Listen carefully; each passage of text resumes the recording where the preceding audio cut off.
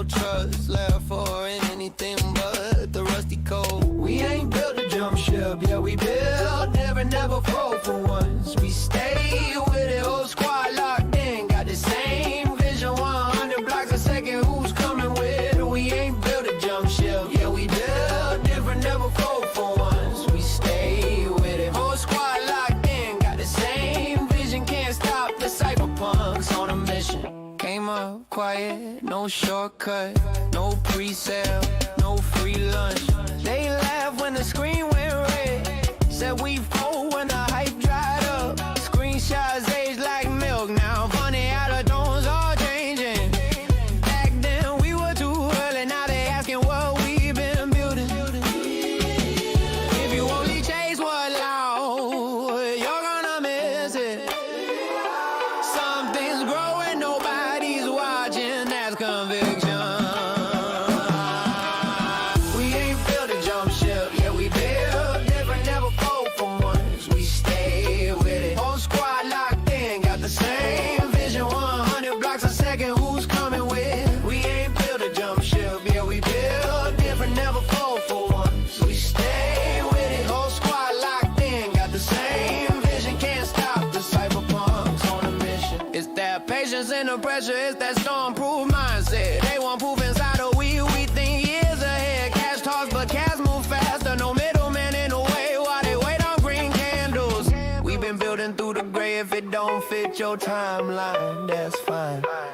Some systems weren't built for comfort, they were made to climb. We ain't built a jump ship, yeah, we build different, never fold for once. We stay with it, whole squad locked in, got the same vision, 100 blocks a second, who's coming with? We ain't built a jump ship, yeah, we build different, never fold for once. We stay with it, whole squad locked in, got the same vision, can't stop the cyberpunks on a mission. Fresh start, clean slate, let it run, let it breathe. Speed talks when the noise fades, cast, don't need permission, best believe. They chase leaders, we trust math. They need faces, we need facts. When the future starts moving faster, they'll ask who is here first. We ain't built a jump ship, no, we built different. Still here now, yeah, we stay with it from day one to what comes next. Same vision, same vision. We ain't built a jump ship, yeah, we built different from day one to what comes next. Same vision, no, you built. Same vision, no, you can't stop. But the cyberpunks on a mission.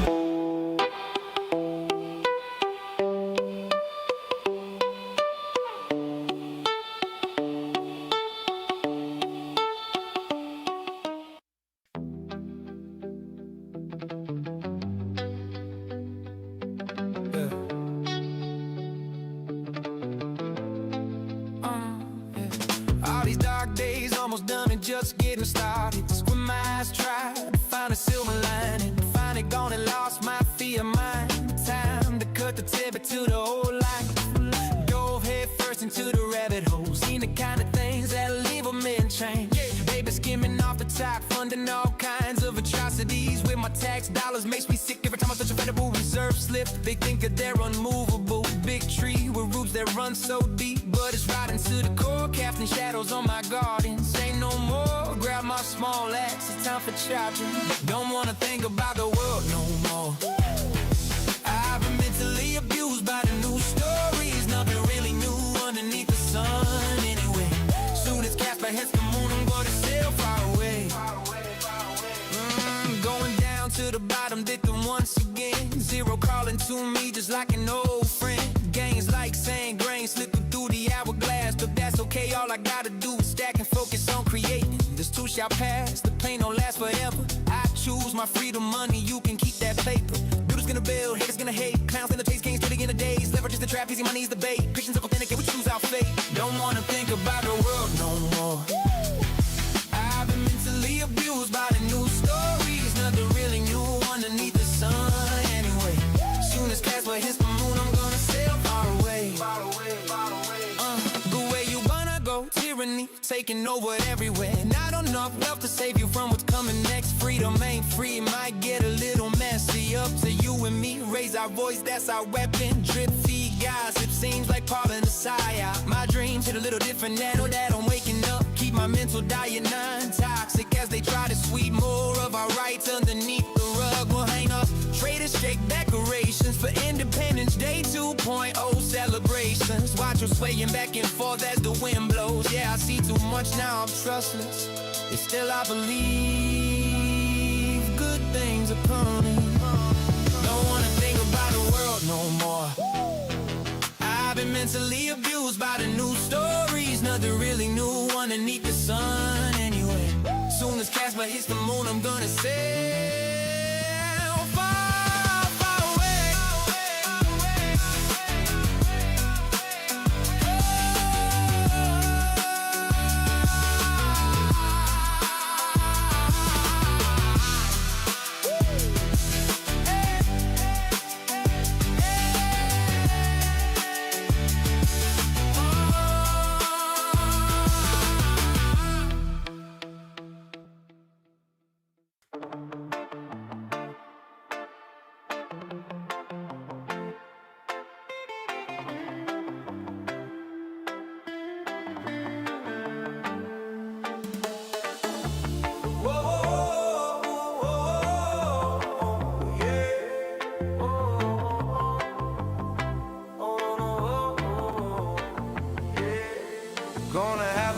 Time if your coins are crypto company. Tangle webs 3 they weave, build into the sea. Shills drum up the liquidity, then the VCs make their exit. It was doomed from inception, I hope you learned your lesson. The tech was hyped to death, but it was dead upon arrival. Cryptographic obsolescence wasn't built for survival. Fair launch is the way, leave the scams in the dust while they crash and burn. Kaspa's the only one I trust. Finally found what's been calling me. Internet speed, freedom, technology. Eyes on the prize, the future is faster. Keep my mind on my Caspa. Finally found what's been calling, now I realize. Legends build tech designed to outlast ya. Keep my eyes on the prize and my mind on my Caspa. No more side quests, place my bets on the best. I got everything I need with my freedom tech. Keep my focus on my goals, I got no time to battle trolls. Negativity cannot bother me when I hold that freedom technology. You keep on chasing quick gains, greed is your master. Once in a lifetime play, but you gotta have it faster. Everyone will make a purchase at the price they deserve. Every bit of cash I earn straight to my strategic reserve. Finally found what's been calling me. Internet speed, freedom, technology. Eyes on the prize, the future is faster. Keep my mind on my Caspa. Finally found what's been calling, now I realize. Legends build tech designed to outlast you. Keep my eyes on the prize and my mind on my Caspa. Tell me, what are you gonna do when there's blood in the street? Do you wanna buy the dip or do you feel the need to G? Learn to control those emotions, check your mindset. If you're caught up with the crowd, time to pause and reflect. Now the chart is flipping bullish, don't you feel foolish? Made a career out of footing when you should have been studying. DCA is the way, price swings don't even matter. Totally unfazed by the dip, my bags only grow fatter. Finally found what's been calling me. Internet speed, freedom, technology. Eyes on the prize, the future is faster. Keep my mind on my Caspa. Finally found what's been calling, now I realize. Legends build tech designed to outlast ya. Keep my eyes on the prize and my mind on my Caspa. Whoa, whoa, whoa, whoa, whoa, whoa, whoa, whoa, whoa, yeah. Whoa, whoa, whoa, whoa, whoa, whoa, whoa, whoa, yeah. Whoa, whoa, whoa, whoa, whoa, whoa, whoa, whoa, yeah. Whoa, whoa, whoa, whoa.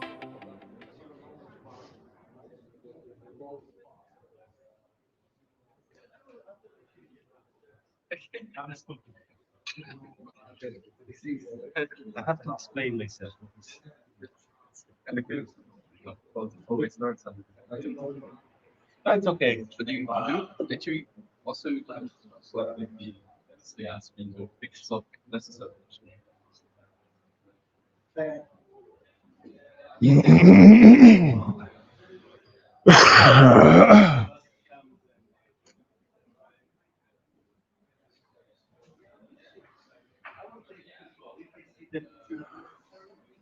Tantrum ring, huh? Love those. They're cool. Thank you. Can't wait to see you guys on Nintendo. Also. Oh, it'd be awesome. I see the discussions. I'm like, come on, come It's on. taken way too Oh, long. man.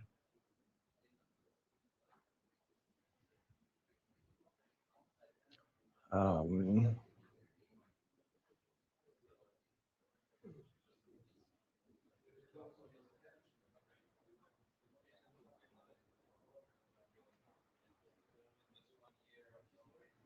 you're not gonna be my front row guy? I said you're not gonna stay in the front row, or what? You moving? Oh, okay.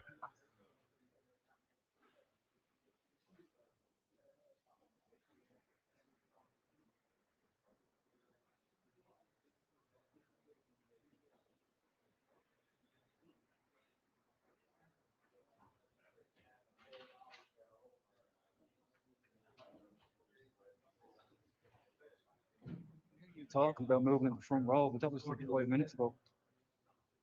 Oh, maybe it's because I'm listening to this. I hope you. What happened? What do you mean? There's a bit of a delay on the stream, so I'm listening to the stream rather than there. But it's not on, right? Listen.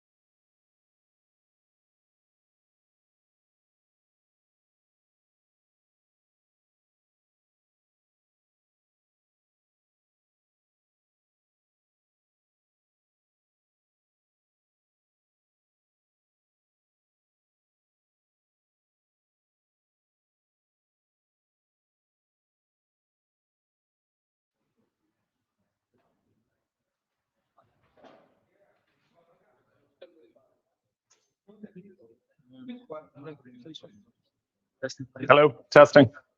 All good? Okay. I think we're going to get started. Yeah, so you're already recording. Okay. So Good morning, everyone. Thank you very much for being here. We appreciate you guys coming to learn and celebrate both Kaspa and Igra. I want to cover a little bit of housekeeping before we get started. So we're in this venue for the entire day. We've got 4 total speakers, and we'll have some kind of networking and conversations in between. One of our speakers today is doing a live demo, kind of a workshop. So we'll have some interactivity there. If you need any cold drinks, they are in both of the fridges in the back there. There's some coffee to the right in the little kitchen. And if anyone needs a bathroom or a toilet, you can go all the way around, either up front here or in the back, and they are on the other side of the building. So I think we're good to get started here. I'm Ashton Wood, and I've been in Caspa since about 2023 heavily, and I've worn a few different hats during that time. I help Igra Labs with business development and some kind of ecosystem growth work. I also help lead the Caspa Alliance for Transparency, more commonly in the community known as the CAT Foundation, if you guys are familiar. And I'm really excited to be back in Berlin. The CAT Foundation actually put on an event just under a year ago in Berlin over at Atelier Gardens, the Caspa Experience. And it was the first time we've seen a live Caspa economy in a dedicated conference, and it was a lot of fun. So very excited to be with you guys here. My talk today is really designed to kind of lay the groundwork and help us all understand exactly what Caspa is today and how it came to be before our other speakers come on and tell us kind of what's next and what's coming for future development on CAS. So I guess to get started here, what is Caspa? I know pretty much everyone in this room, I can assume, knows Bitcoin very well. Most of you also know Ethereum and Solana extremely well. Quick show of hands in our audience. Who feels really confident that they understand exactly what Caspa is today? All right, it's about half of us, I guess. So a review for some of you and new information for others. So Caspa is a proof of work layer 1 blockchain network. Proof of work means that we are mining real energy expenditure, real ASIC miners are out there. It is secured by the same setup as Bitcoin, Bitcoin grade security. There's no company, there's no approvers of miners. No one gets to decide who mines and secures the network. And there's no staking shortcuts that you can use to get around that energy expenditure. Caspa also uses a block DAG architecture. So most blockchains that we're familiar with are simply a chain of blocks, right? They are linear with one block connecting to its parent and the preceding child. Caspa doesn't use this single file chain. It uses a DAG, which is an acronym for a directed acyclic graph. In simple terms, it simply means that the network looks a lot more like branches on trees than it does a chain. Caspa is also a UTXO-based network. So it inherits Bitcoin's soundest accounting principle that helps scalability, simplicity, and importantly, auditability. UTXOs are unspent transaction outputs that differ a bit from the account model that we see common in like Ethereum and Solana. Caspa also uses GhostDAG consensus, and this means that it orders all parallel blocks into one agreed history. In simple terms, all honest miners are rewarded in Caspa. And this is a direct contrast to Bitcoin, where we see a competition of creating blocks that can actually harm or penalize miners with higher latency connections or smaller miners that are geographically distributed. Because in Bitcoin, those blocks are orphaned and not rewarded to miners. Here in Caspa, GoStag consensus actually orders all of those blocks, and every honest miner is rewarded for their contribution to the network. Caspa also runs at 10 blocks per second right now. This means 3,000 transactions per second. The network targets about 100 milliseconds in between blocks. And this has been active on mainnet since May of last year, so a little over a year now, via the Crescendo upgrade, which we'll talk about a little bit more in the history section of the talk. This one is by far the nearest and dearest to my heart. I firmly believe that Caspa is the ultimate settlement layer. It eliminates the need for centralized sequencers or approving parties that can either harm transaction flow or sequence or extract value from your network. An ultimate sequencing layer needs to be quick, and it needs to be able to confirm transactions that have arbitrary payloads, information that isn't exactly required for the Caspa transaction, but is included so that it can have an effect elsewhere in the ecosystem. And Caspa does a fantastic job of being this ultimate settlement layer. So what does it actually look like? You see here at the top of this slide a screenshot of the network from the KGI, which is the Kaspa graph inspector. This shows us live blocks and their relationships between parents and children on the Kaspa network. And as we can see, there are numerous parallel blocks being created, but we still find this strong blue line of confirmed safe history within this. So this is GoStag consensus at work. All of these parallel blocks were rewarded. The miners were given their Coinbase transaction for creating these, and the consensus ordered them in a way that ensured the chain history was secure and effective. So Caspa is really important outside of the tech, I think, because it has a really strong, passionate community, and that comes from the fair launched and community-run nature. So Caspa was launched in November of 2021, and it was completely fair launched. The initial Genesis block holds an empty UTXO set that's actually verifiable by any one of us that wants to go in and run that script. And that means that no CAS existed in the Genesis block.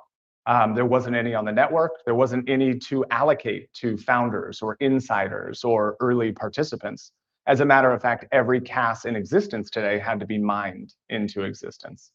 Caspa is also completely open source and community run. The source code is available for you to audit yourself or to change and contribute to. Just in this last year, we've seen, I think, 2 or 3 new contributors to the Caspa core code. And their names now live in the GitHub history of CAS, and it's really exciting. So again, no company owns the chain. Network is completely governed by the community contributors and predominantly miners, as they have to adopt any changes and agree to those. Large protocol decisions are typically issued via KIPs, very similar to like an EIP in Ethereum, if you're familiar. It stands for a Caspa Improvement Proposal. And these are always debated in public and voted on by the Caspa community before they are implemented. So as of today, Caspa has processed over 2 billion transactions successfully in its history. And what's really exciting is I think when we look at 2 billion transactions, you may say, people are just sending CAS back and forth to themselves. And that's true. A lot of those transactions are Caspa transfers. But because Caspa serves as this ultimate sequencing layer, we have numerous other types of transactions that add into these 2 billion that have been processed. We have things like layer 2 networks that are embedding their state changes in Caspa transactions as essentially based rollup L2s. We have a sovereign, decentralized, and encrypted messaging system called Cassia that is using payloads on Caspa to process transactions. And this list goes on. KFS is a Caspa file system. KA-Chat is a mobile messaging system. And there's numerous others. So when you look at these 2 billion transactions, I encourage you to think of them as cars on a road. They are simply carrying data on the Caspa network to miners for them to confirm and finalize. And your DApp, your application, your protocol can do anything you want it to with that data. Caspa also has about 300 public nodes that are reachable via RPC. You can use them in your applications and development. You can connect to them in your wallet. Of course, there are hundreds more nodes on Caspa that are private. People are running for themselves or in mining situations. But as of today, we see about 300 that are publicly available. Caspa is also secured by about 400 petahash of mining hash rate. This is identical in pattern and in concept to how we look at Bitcoin security. And as a matter of fact, Caspa is one of only 2 coins that is actively mined and held by a publicly traded company. Marathon Digital has been mining Caspa for a couple years and does still hold it on its balance sheet. Another important thing that's not on our slide that I want to call out is that the community for Caspa is extremely passionate and vocal and active. Caspa consistently ranks in the top 1 or top few of the most bullish sentiment on CoinMarketCap. And that's a direct correlation to the individuals that are participating in this ecosystem and making sure their voice is heard. So at this point, we should have a good understanding of what Caspa is today and at a high level, what it's capable of. But I want to take you guys through how this came to be. And I argue pretty strongly that building Caspa started in 2013. It didn't launch until 2021. But my argument is that its development and research started in 2013. And the reason I say that is that Jonathan Sampolinski is somewhat of the founding mind of Caspa, if you will. And in 2013, he was a PhD student at the Hebrew University of Jerusalem. And his PhD advisor was Aviv Zohar. And these 2 researchers posed a really innocuous question. They said, what happens to all the honest mining work that gets thrown away?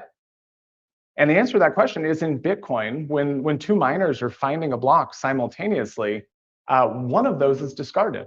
One of them wins and the other is thrown away. All of the energy used, all of the proportional capital expenditure to acquire that miner, and all the maintenance work that they put in is simply wasted. It's thrown away. And if we go back a handful of years, this became a very popular environmental topic in crypto of wasted energy in Bitcoin mining. Aviv and Jonathan published a paper accelerating Bitcoin's transaction processing. And I'm really a big fan of the subtitle, which is Fast Money Grows on Trees, Not Chains. And essentially what they broke down in this paper is that we don't have to have orphan blocks. We don't have to waste electricity and energy and capital expenditure to secure a network.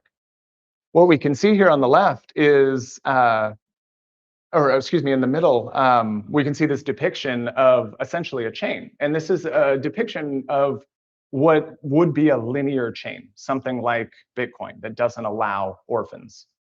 And we can see that miner A and miner B were competing at that second block interval. And miner A won. They were rewarded, their block was kept, it was committed to the network history. Miner B was thrown away and they received nothing. Aviv and Jonathan suggested that GHOST is the answer to this problem. GHOST is an acronym that stands for the Greedy Heaviest Observed Subtree. And it enables us to essentially include a cumulative weight in consensus of all blocks, not just blocks that won or arrived first. So they put out this paper in 2013, and just a short year later, it was cited by Vitalik Buterin in the Ethereum white paper.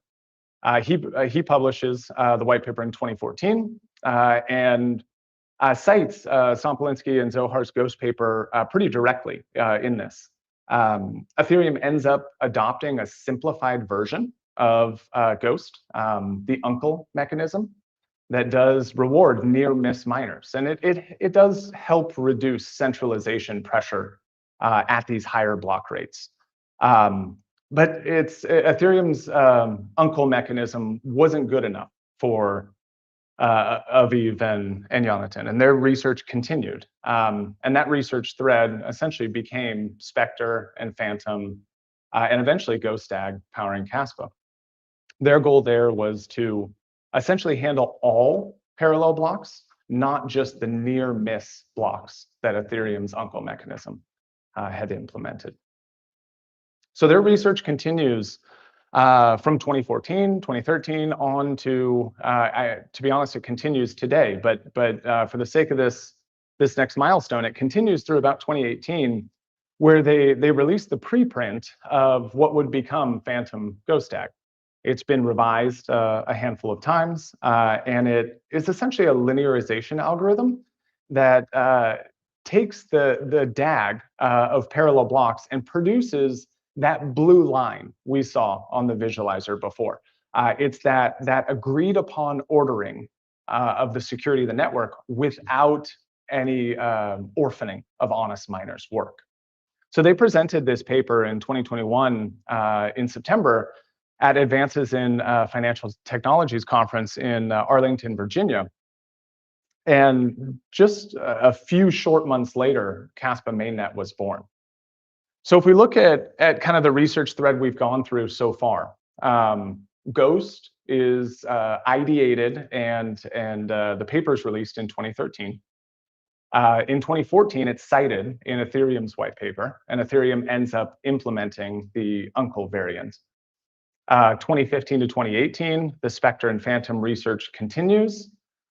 Something we did not discuss previously that is on here is that around the time of that Phantom GhostDAG paper being released, DAG Labs was created, an R&D entity that was backed by Polychain Capital and designed specifically to turn these papers into code, actually launch the project. And then we move on to them presenting Phantom GhostDAG in 2021 and Caspa mainnet being born just a few short months later.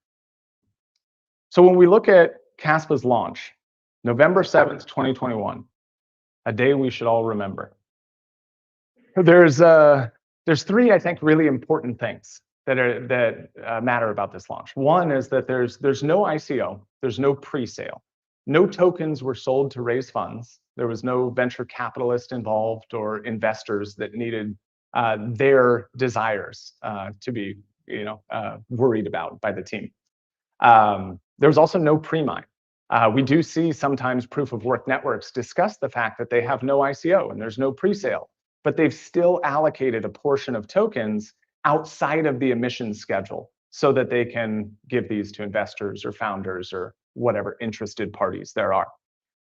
Caspa was entirely mined in the open. So when we look at the timeline of this, DAG Labs was dissolved before Caspa launched. We see all of the CPU miner software available in the Caspa Discord, which was public before the launch or on day one. So everyone had an extremely fair shake at getting involved in the Caspa network. And this is really important because crypto has become a pay-to-play environment. And we've moved away from a lot of our roots of Bitcoin, of the cypherpunk, decentralized, sovereign nature of things. And a fair launch network allows you to know indefinitely that there are no special people's concerns that get extra credit, right? There's no changes being made to the network to please an investor or to ensure that the stockholders are making a return.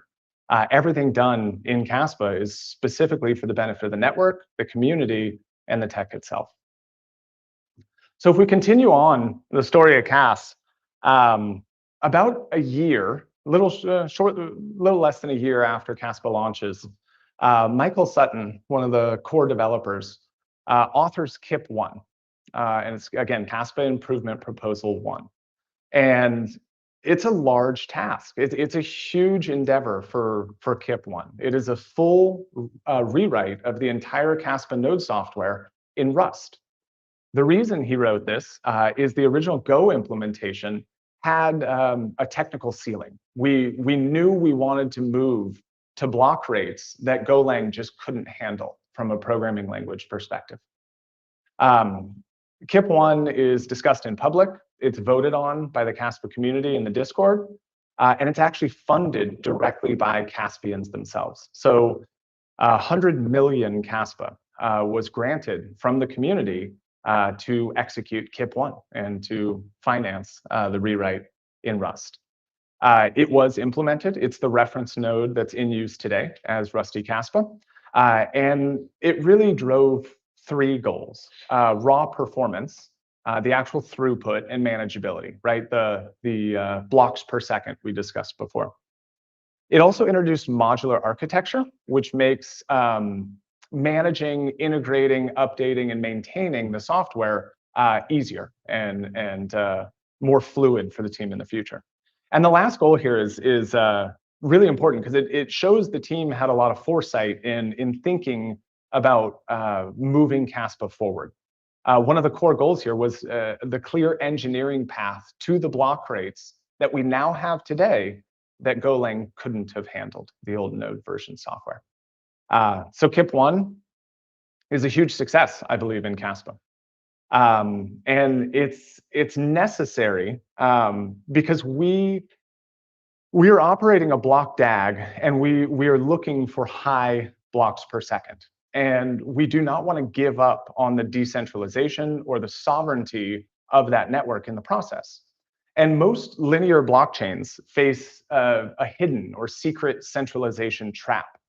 The faster you make a linear chain like Bitcoin, the worse your orphan rate gets. The orphan rates of blocks are actually directly related to the financial power of the miner themselves. It's about low latency connections. So if you don't have, the wealth and resources to put yourself next to a data center, your miners next to a data center that's running the node, you will have higher latency and you will be affected by these orphan blocks receiving less rewards. Similarly, small pools and small miners have this same effect. So when you look at like Bitcoin at a block per second, Bitcoin's orphan rate would be manageable. It's not outlandish, but when you get to 10 blocks per second, a linear chain, the orphan rates explode, and small miners fall behind. Big pools become dominant. And you've actually used speed to kill decentralization in a linear chain. Kaspa's block DAG obviously solves this because all of these parallel blocks are kept. There are no orphans. Every miner's work counts towards security, and a small miner at 10 blocks per second has the exact same proportional security contribution as a large pool. The entire topology stays honest because of the block DAG consensus, or the block DAG architecture, excuse me. Proportional security is quite interesting. I actually learned something prepping this, but GhostDAG actually weights all honest mining. So a miner with 1% of hash rate contributes exactly 1% to network security. There's no orphan penalty for being small or geographically distant. Again, bringing back the complete fairness and open availability of the ecosystem. Now, we've talked a lot about tech and the network and how we built it, but I want to talk a little bit about demand, because we can build the coolest, sharpest gear in the world, but if no one wants to use it, it doesn't matter much. The first instance of demand arrived in 2024, actually before any major network upgrades. This was KRC20. So KRC20 is an indexer protocol developed by a third party called Casplex. They're not L1 native smart contracts or programmability, but they did bring inscription style token creation to Caspa, and the takeoff of this KRC20 movement was huge. They initially launched a public beta in June of 24, and then moved to mainnet in September of 24. In that first day, we saw 13 million transactions. We saw 80,000 unique addresses participating in KRC20, minting, deploying, trading, whatever it was. And this all equated to 400x, in the baseline volume of Kaspa transactions. It also equated to about 21 million in Kaspa going to miners, increasing the security budget and incentivizing them to mine as a KRC-20 fees. So 156 tokens deployed in 24 hours on KRC-20. What does it tell us? What does it prove? I think it proves that latent demand has existed in Kaspa for a very long time, and it continues to exist today. It isn't directly related to network capacity or future network upgrades. It's a community of people who want to spend more time in Kaspa doing things, trading, learning, growing, sharing, minting, burning, and so on and so forth. So if we get back on track with our focus on Kaspa tech and how it's evolved, our next big milestone is Crescendo, which was fairly recently, May 5th of last year. So Crescendo is a hard fork. It is also known as KIP 14, and it is actually authored also by Michael Sutton, same as KIP 1, the Rust rewrite. So when we look at this, we've got 3 years, a single engineering arc, and it's all delivered.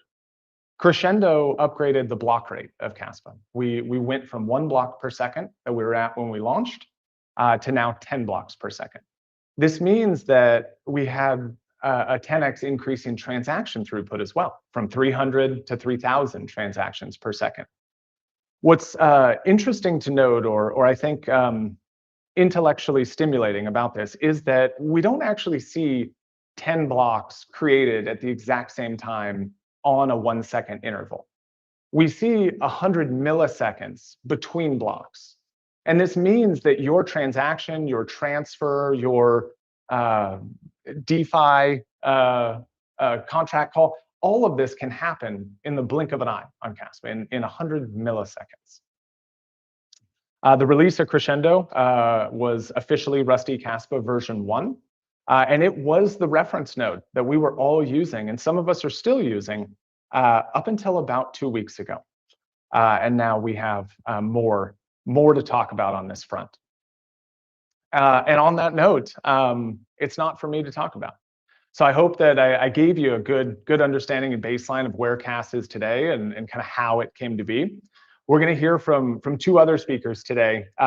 First one on coming up is Pavel, the CEO of Igra Labs. Igra is an EVM-compatible L2 that operates as a base rollup on Kaspa and launched in March of this year.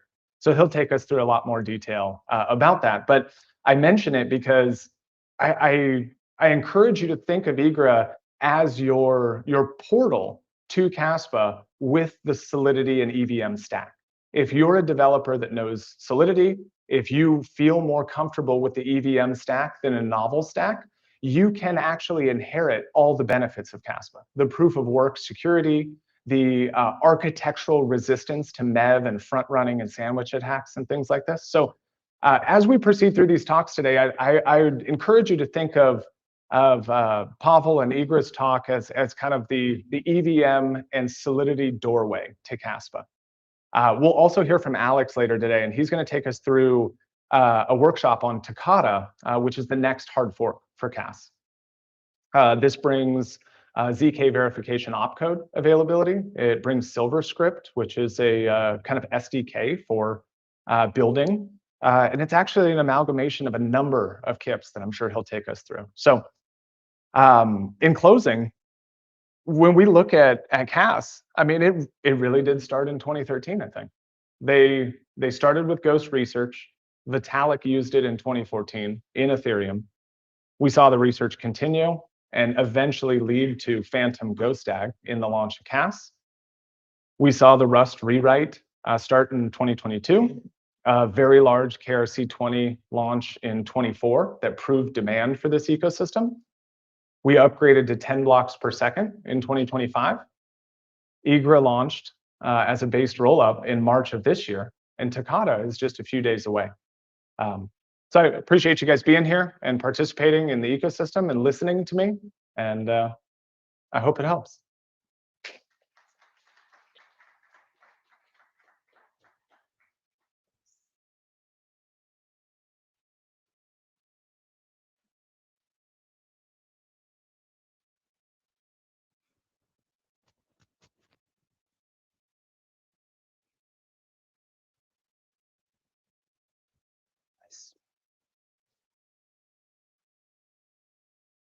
Mic. Where's the mic? Give me the mic. You do have time. You don't have to start right away. Okay, maybe just I will tell people just to enjoy this. Well, no. Wow, nice. Okay, guys, I will take several minutes to hook myself up and prepare the demo. So you can grab a drink, refresh yourself. Bathrooms around the corner, like there's several of them. It's essentially a circular room. So you can just start there and you come back here. Yeah, and I will, so I think we'll start in 10 minutes, so 12. Yeah, start at 12. הפידבק שלך. נכון. זה לכאן, וכאילו כשאתה מדבר, אני חושב שמיקרופון מפריע לכיוון הזה. אז להתרחק. כן, ואני רוצה לשים עליך את המיקרופון.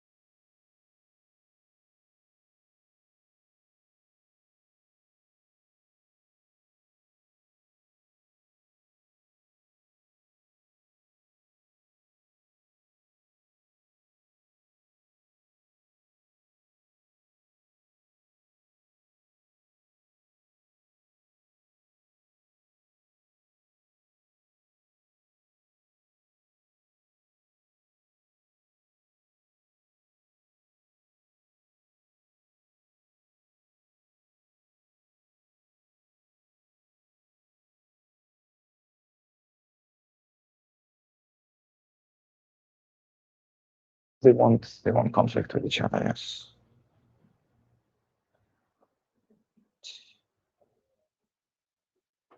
Oh, shit.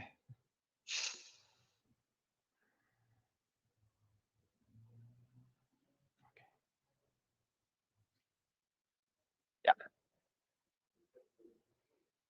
Ready to roll. Yeah, good. Okay. Okay. Let's continue. Where's my clicker? So it's really hard to continue after Ashton's talk because he essentially covered everything for us, I mean for Igra, but I will do my best. Right, so my name is Pavel. I'm Igra Labs CEO and co-founder. And today I'm going to explain what Igra is and what's the next steps for us. And maybe drop some alpha as well. And maybe we'll do some demo if Gods of Demo will be happy today. So yeah, a little bit of background. I was working in Web2 till 2017, then went all in for decentralized ledger technologies. Worked mostly in Ethereum ecosystem until 2024, when I was introduced to the Kaspa ecosystem by the nice gentleman who's sitting right there, Dennis. He actually dragged me into this and forced me to look into this. And yeah, after I checked the properties of the project, it still stands out to me comparing to other ecosystems, and I will explain why. So since 2024, we're building, our team is building Igra network, which is finance infrastructure that cannot be overridden. So, but first, let's establish why we're building what we're building. Yeah, just a sec. Give clicker. Yeah. So 2026 was a disaster for the industry so far. It was the year already full of failures, and we're only 6 months into this. Sui was halted 3 times. The famous Kelp DAO hack drained almost 300 million via 1 out of 1 validator set, which is still astonishing if you think about that like 300 mil of liquidity was actually dependent on essentially 1 virtual machine. Arbitrum Security Council froze, continues after the Kelp DAO hack. Arbitrum Council decided to freeze 71 mil of attacker funds, which is kind of good, beneficial for the owners of the liquidity, but it's really bad precedent for the industry. And then Zcash coordinated emergency fork disabled shielded pool after the also famous zero knowledge soundness bug on this pool. So all this essentially point more or less to the same problem. It drills down to the same essential problem: centralization. Like all we have in our industry currently is all kind of optional variants of decentralization theater. And this, like, there is a reason to that. It's not because people are malicious or like just don't want to build the right thing. It's because it's really hard to take consensus off the shelf. It's really hard to find your solid validator set. If you look at the market, you will see very few offers, essentially. You have what? You have obviously Ethereum. You have Bitcoin, but then it's really hard to integrate with that. It's also not ideal performance-wise. You have several smaller projects like Espresso, for example, which is also try to provide centralized shared sequencer for other projects, but it's still in testnet for several years because it's really hard to build solid and sound consensus layer. And consensus layer, essentially ordering, is the way you order your transaction in your ledger. This is your capture point. This is where you will be attacked. This is where you will be exploited. This is where you will be controlled. Maybe by good entities, maybe by good guys, but also maybe by bad guys. If you have one button, it will be pressed. If there is a lever, it will be pulled. That's the simple basic truth, fundamental truth, not just about crypto, about everything. If you have centralization point, it will be exploited. This is why we decided to go with different architecture. This is why we built based rollup on Kaspa.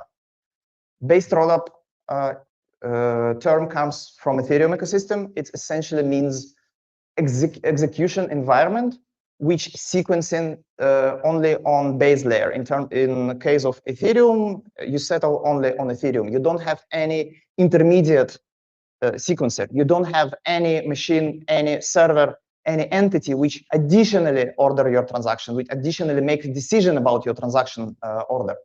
So based rollup was ideated by Ethereum Foundation, but then it was never built apart from one instance called Taiko.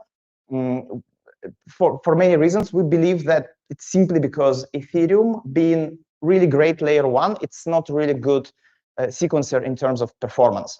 Essentially, you cannot sequence things fast enough, and it doesn't scale that well. You cannot add more applications on top of the sequencer.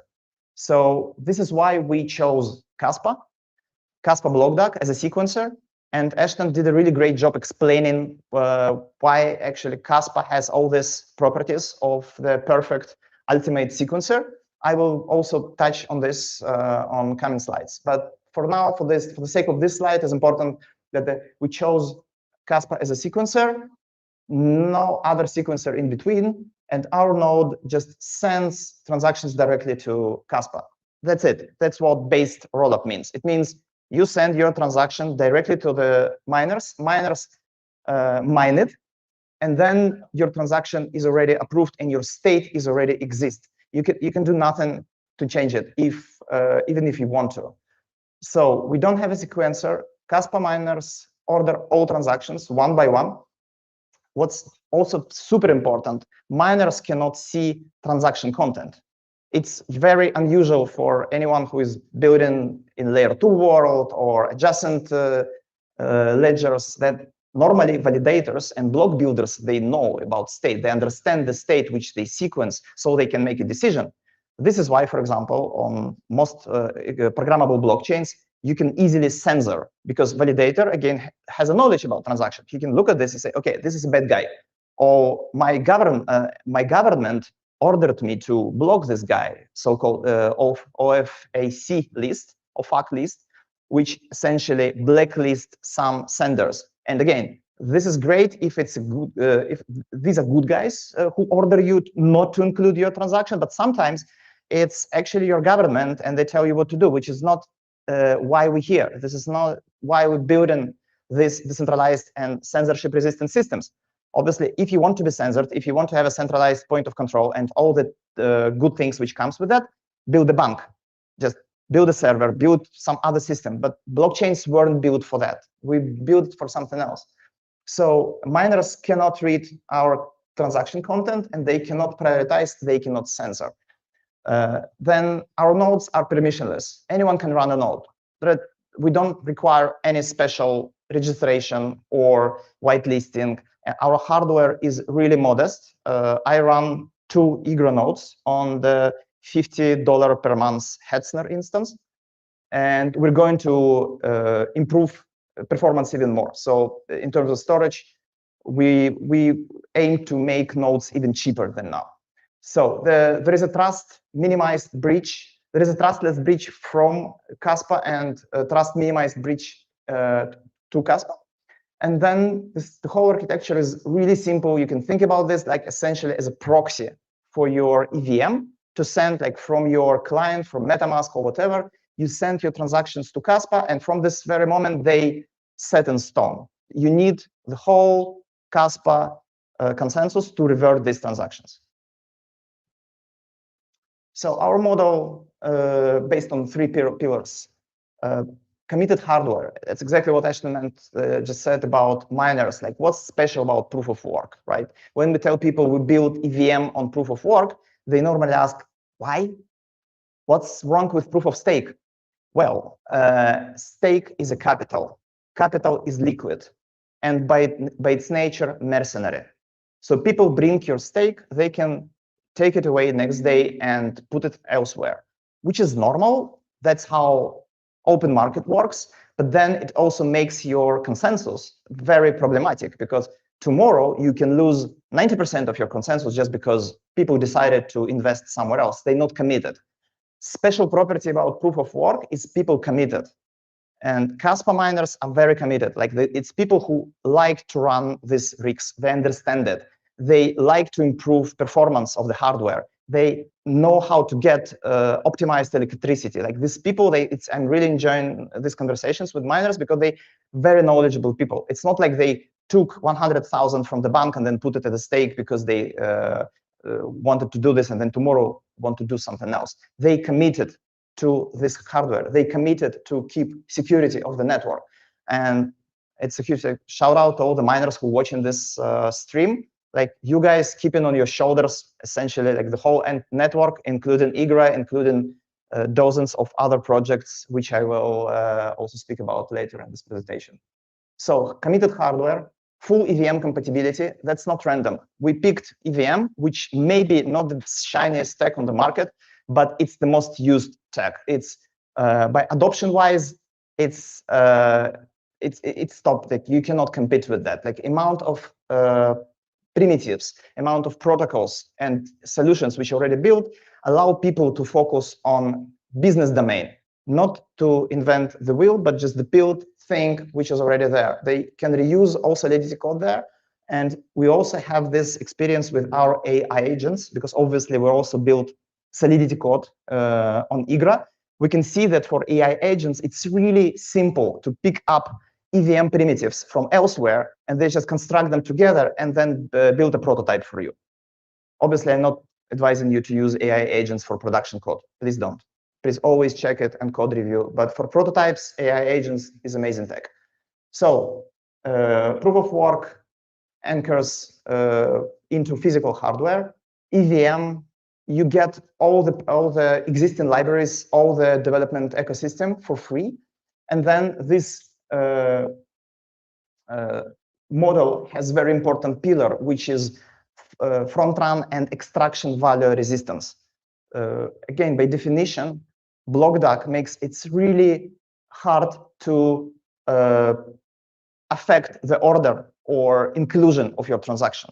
Again, miners just don't have this worldview. Like the way block DAC is designed, miners have very limited worldview and also very small time window to make this decision. So this means that external actor should spend huge capital to even reorder transactions within several seconds. There is still bribing possible, but for bribing, you essentially need to spend capital, which is comparing to the half of the Kaspa hash rate. And by the very modest count, it's something like $15 million for the several minutes. So this is very costly attack. This is what Ashton called Bitcoin grade security. It's not like we compete with Bitcoin. We just think that Bitcoin model makes a lot of sense security and decentralization wise, not because it's shiny. So front run resistance, it's also like we sometimes call it fairness. So this fairness is not because we're nice people. We're not. We're for-profit company. But the whole thing has this property inherently from Caspa, because Caspa is built this way. So it essentially forces us into this. We cannot, even if we want to reorder and extract some gas fees or some value from the system, we cannot, which is make our lives really easy, because if we cannot control it, we don't even think about this. Now, my favorite slide. We in mainnet from late February, and we have 30-something projects building on Igra, so no way they can fit into one slide. So just some highlights. Kaskad lending protocol. Jack is here, like he will tell you more about this. It's a really great way to leverage your Caspa on Igra. Unlock its utility, unlock utility of the native token, but it's not limited to this use case, obviously. It's like someone called lending protocols essentially the most important part of the neobank structure, and I agree. Without lending protocol, your decentralized finance simply doesn't function.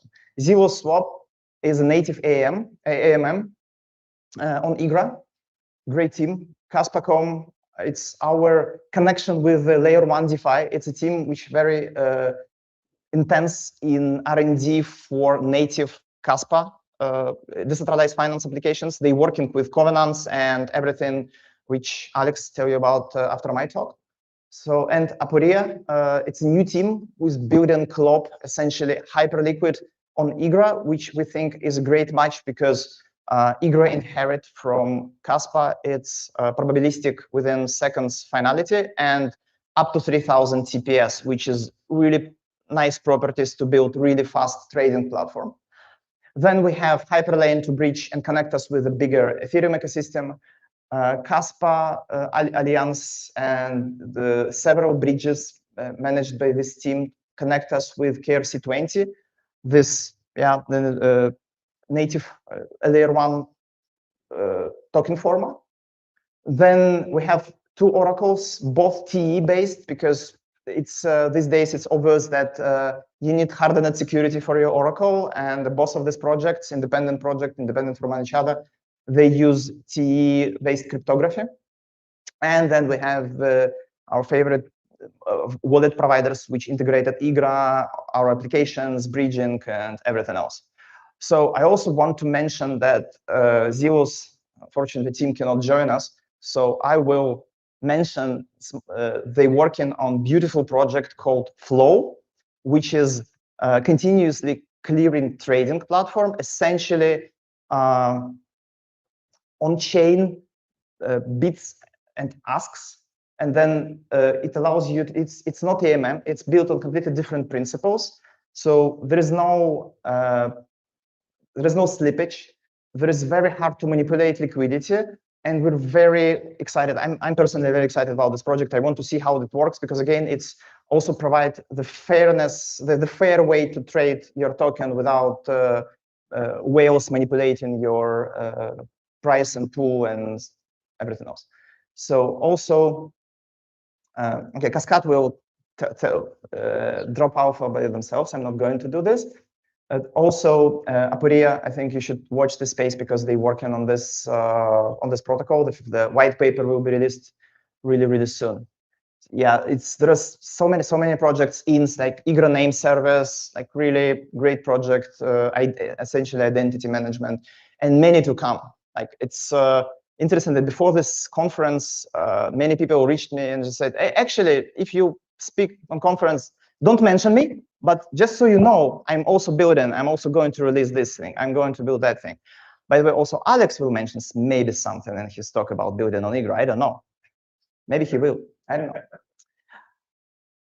Now, obviously, these days, this is something you cannot ignore, right? So we now have completely new class of users.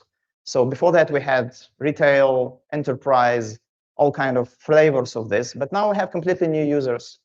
And our thesis is very simple. It's not even contrarian. I think it's a common knowledge that the next million of on-chain users won't be human. They will be AI agents, standalone agents transacting, working with each other, working against each other, and they need proper infrastructure for that. And that's what we're building. It's also, we think it's a default for any decentralized ledger these days, for any programmable blockchains, agentic infra. So we have 3 standards deployed already and 2 in the pipeline. So essentially account abstraction, smart wallets for agents. It's essential for agent to have their own wallet with limits, with some scenarios to spend money so they won't go too crazy, like buying you 200 worth of Coca-Cola or something like this. Also, agent identity. It's very important that every agent will be registered with their own unique ID, so you can tell that this agent is actually trustworthy.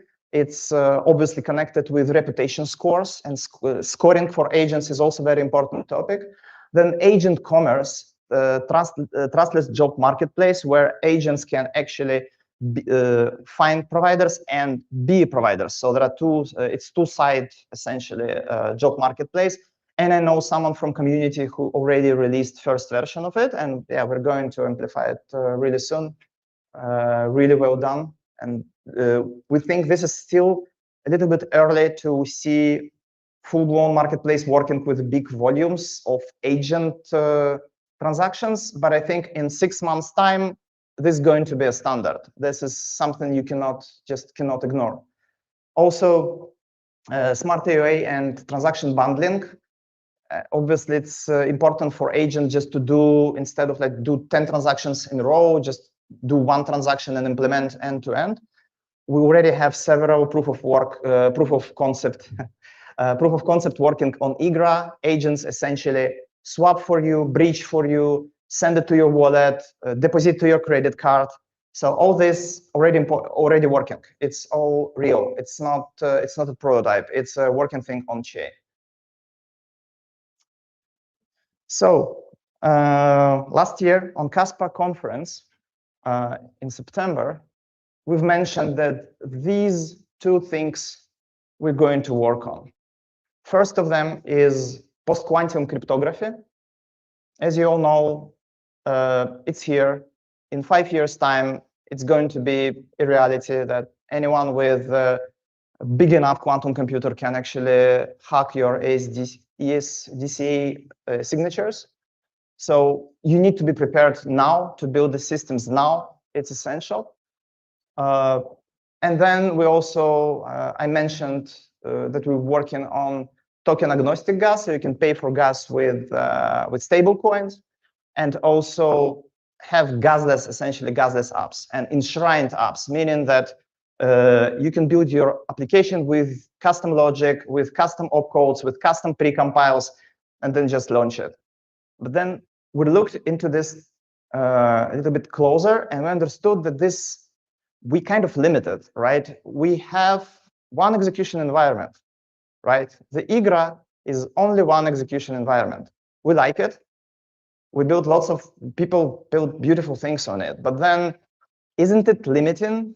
Isn't it feels weird that you have only one thing which you cannot really configure and let other people decide what they want to do with this? For example, we have DAO, right? We are a foundation. So we have DAO which governs the protocol, but then anybody else cannot, apart from holding Igra, obviously, our token, and vote for the DAO proposals, they cannot affect logic and fees of the system, of our chain. How can we solve it? And here is what we call multitude. Multitude is the system which allows you to have separate sovereign logic zones within one sequencer.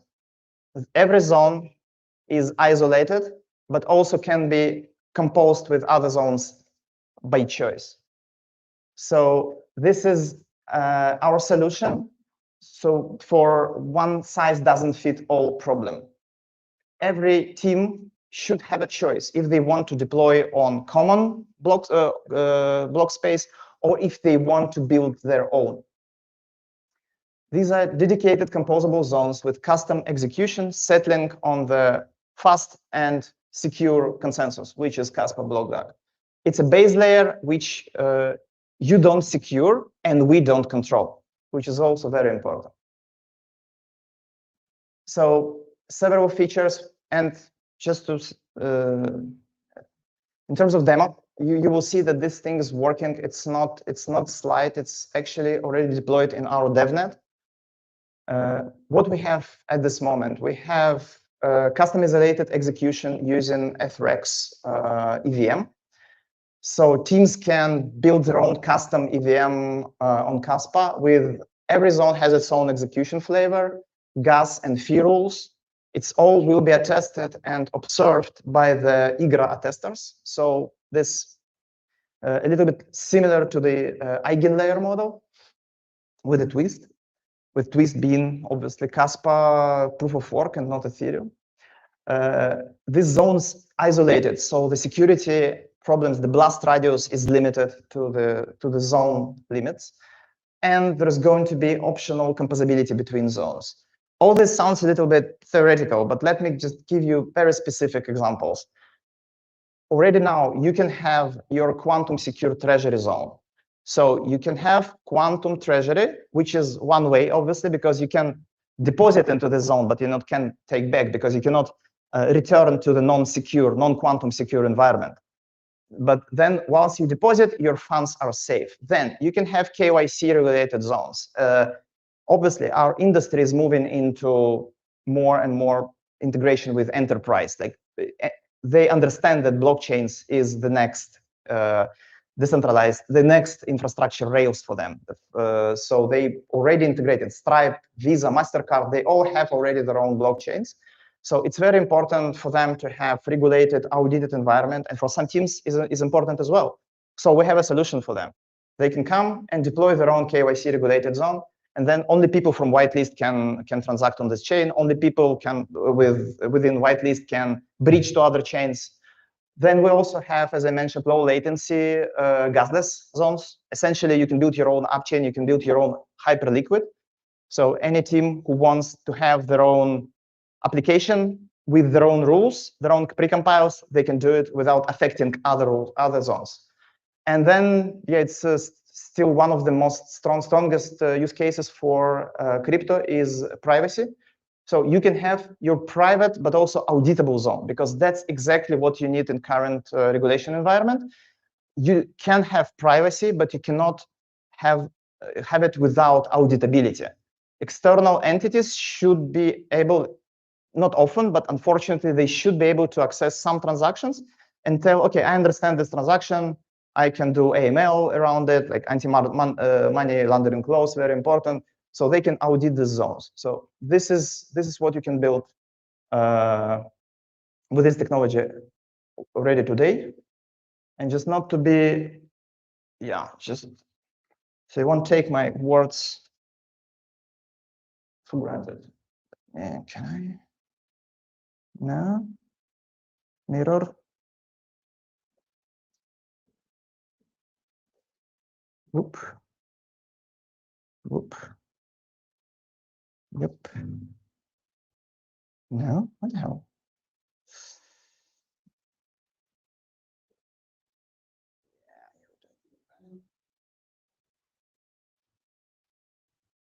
So here we have canonical zone, which is a normal EVM. We have quantum secure treasury, and KYC zone with with whitelist transactions. So let me just, yeah, as you can see, I'm not doing any coding here. And yeah, it will land here. So not keep you waiting. Just I will show you the actually how does it look in the block explorer. Multitude explorer. This is what you have. This is your canonical zone. Just people transfer tokens, transact, deploy whatever they want. This is your quantum zone. It's protected with Falcon L5 signature, which is pretty much standard these days for quantum resilience. Yeah, that's a signature. So all transactions on this zone can be done only with these signatures. Your virtual machine will reject anything else. Same goes to KYC. KYC zone, there is whitelist essentially with several addresses on this. So if you try to send a transaction which not in this whitelist, it will be rejected by VM. And again, coming back to based rollup, how does it work? If you have your transaction mined already on Kaspa, it's there, but then your node decide to show it or not. So you can also decide to show these transactions to other people, but then your zone will be completely independent, and then you will actually start your own fork. So this is, again, we don't control this, and we don't want to control this process. It's all all sequencing, all ordering, all everything happens on the layer one. We just send these transactions, and then we have interpretation of these transactions on our VM machine. This is how it works. See if I have several more. Yep.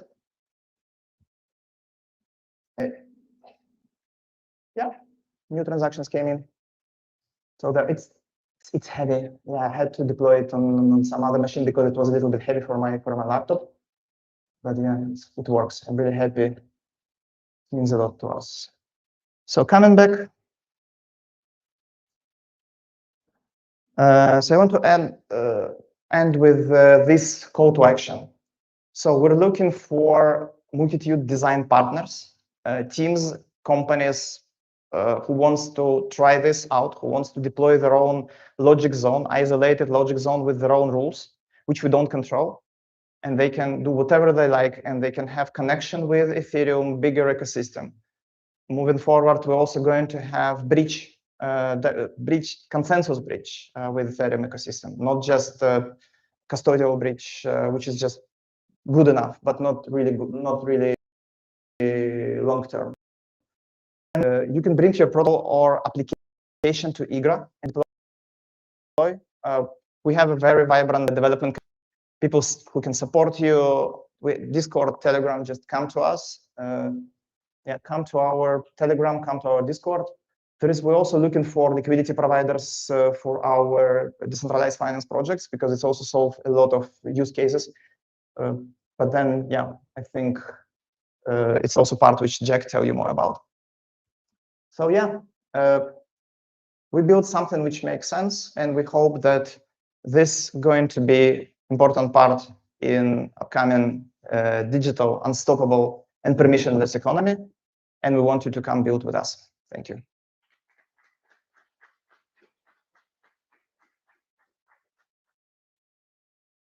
It goes.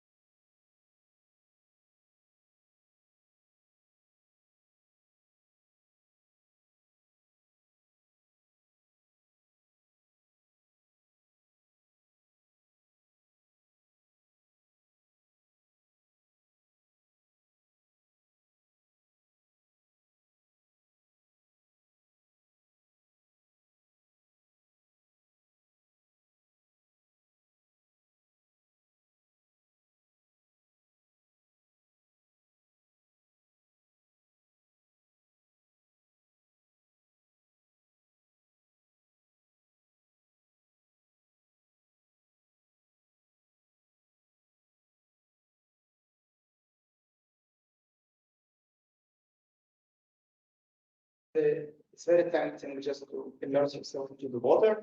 So thank you for coming. Hope it was worth it.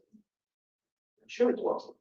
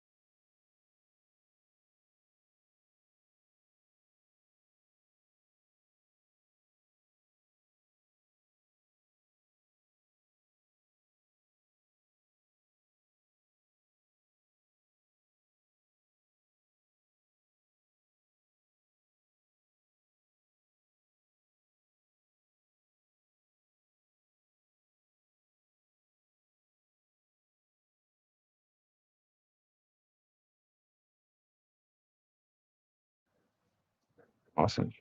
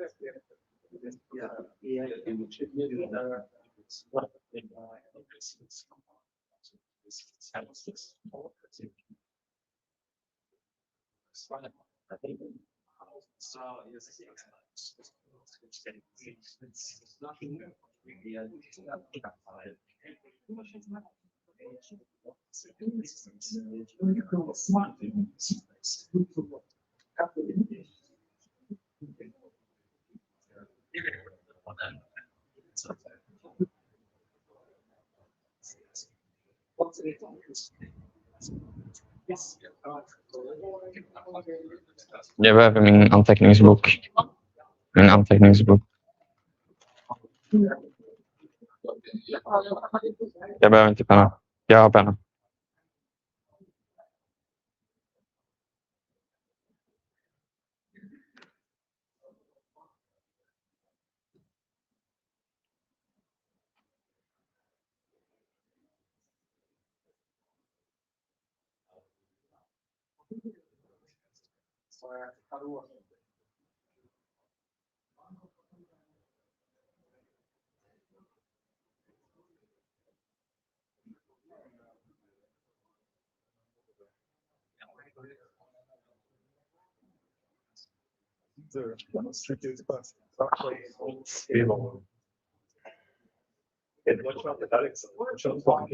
Oh yeah. Yeah. I think it's a fine. I'll just, yeah, it's okay. I'll No, I think that's yours. Yeah.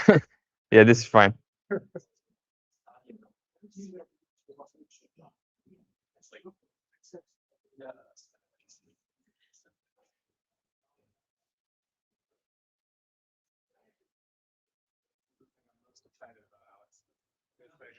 Same. Yeah.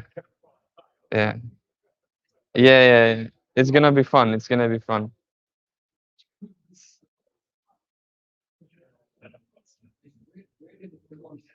There's a lot of things to talk about, but yeah, for sure. I didn't test the mic though. So just that's on. Yeah. Okay, guys, we continue, and I'm giving you Alex, Kaspa coordinator. Thank you, guys. So yeah, I'm Alex. I'm a dev. Nothing more to that. I'm gonna have a talk called "The Path Down Covenant Road," which is gonna talk about the Toccata upgrade, the ZK upgrade, and how to build on Caspa now that we have all these crazy new opcodes that allow us to do a lot of different things. So first off, I just want to thank all of the participants for that were involved in the Toccata upgrade. I don't know the names of all, but yeah. Thank you everyone for helping us make it a reality. It was a great effort by a lot of people. We encountered a lot of difficult problems, and together we solved them in order to make Caspa a better chain.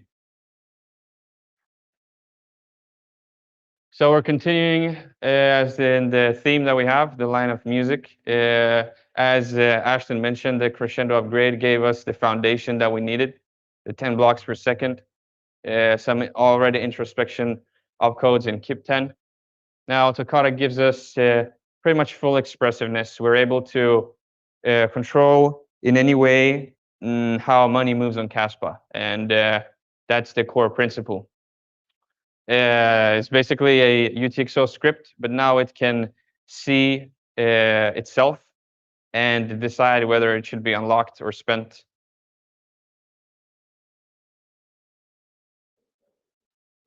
So the Toccata scripting comes in 3 different pillars. We have enabled some more compute opcodes, which allows you to perform more complex computation, such as division and multiplication. Although it sounds very primitive, it's very important when it comes to advanced scripts. The second pillar is the introspection. In order to force a UTXO to continue the lineage and basically prevent its behavior from changing after being spent, you need to enforce some rules, and that's why the UTXO needs to be able to see itself and introspect on itself. We're going to go in a bit more detail on that later. Secondly, we have the proving pillar, which is you probably know, I am the author of KIP16, that introduced the ZK opcode to Kaspa, which allows you to verify a Stark or a Snark by a Graph16 proof on L1 right inside a UTXO script. We're going to go over what that means as well.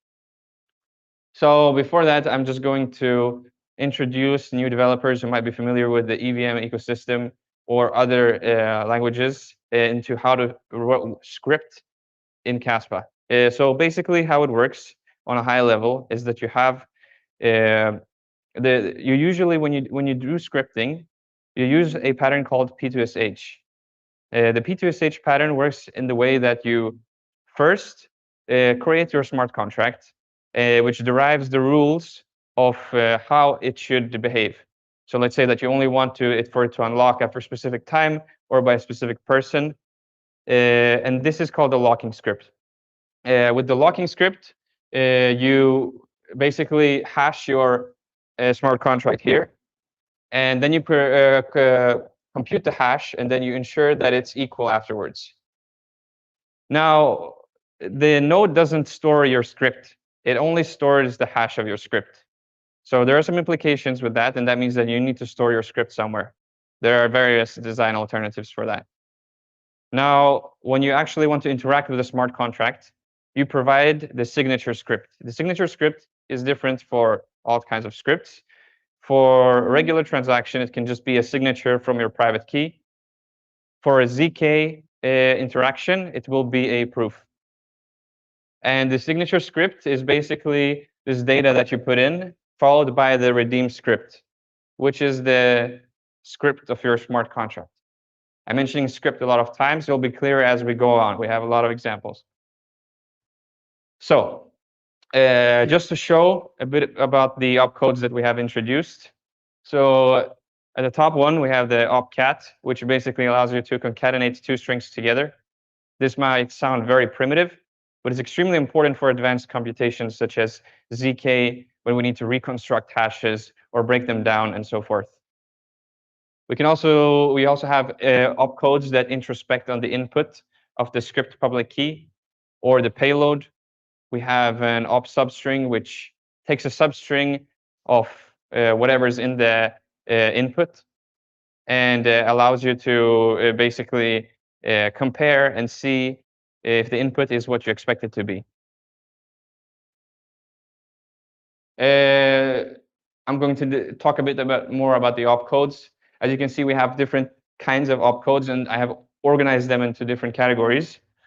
First, we have the shape, which is basically allowing you to constrain your script to, for example, the number of inputs or the outputs, or the version of the transaction, or the lock time, which is basically a way to have a notion of time inside the script.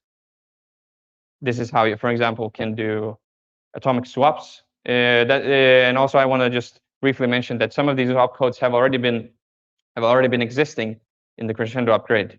So this is the full list of the Toccata opcodes can be seen in the repository. But the reason why I'm mentioning them is because they're still valuable, and we need to see the whole picture. Because if I only were to describe the Toccata codes, it might have been you might have missed the picture. Yeah. So one interesting thing that was introduced in the Toccata upgrade is called the covenant ID. And so the issue with the P2SH pattern is that, let's say I make a NFT transfer. The owner of the NFT, or let's take another example. Let's take like ERC20 tokens. So the ERC20 token might have a value inside, inscribed into the contract itself. Now, let's say the value changes. This will mean that the script, your smart contract script, will change, and therefore the state will change as well, which means that your P2SH hash will now be different. So how can you now tell apart from what was before and after? You might have some state before, and then you change it a little bit, but because we all know all hashes are unique, when you change the input, the hash changes. So how can you connect them? We need a unique identifier. This is the covenant ID. The covenant ID is basically here. It's identity. It guarantees that the lineage is real and unbroken. You introduce a covenant ID by calling a specific function inside of the transaction struct in the Caspa repo. So with the covenant ID, we basically get the equivalent of a contract address in the EVM ethosystem. This is the contract address for which indexers can build an index of contracts similar to Etherscan. Then we also have the behavior, which is what I mentioned before, that you cannot just have a contract ID and then expect it to behave in some way. You must enforce the behavior by using the opcodes that I mentioned in the previous slides. So this is going to be a bit small, so we're probably not going to be able to see everything. But basically, this is how a UTXO script could look like in its internals. This is an example I wrote, which is basically an NFT-like coin, where on every transfer we enforce a royalty payout to the creator. I'm not going to go through this entire example since it's quite small, but I'm just going to point at some interesting parts. For example, over here, we enforce that we pay the royalty to the creator. Just to see here, for example, the OPTX output SPK is basically retrieving the output of the script public key. The script public key of the output. The output that we have selected as the argument is output 0.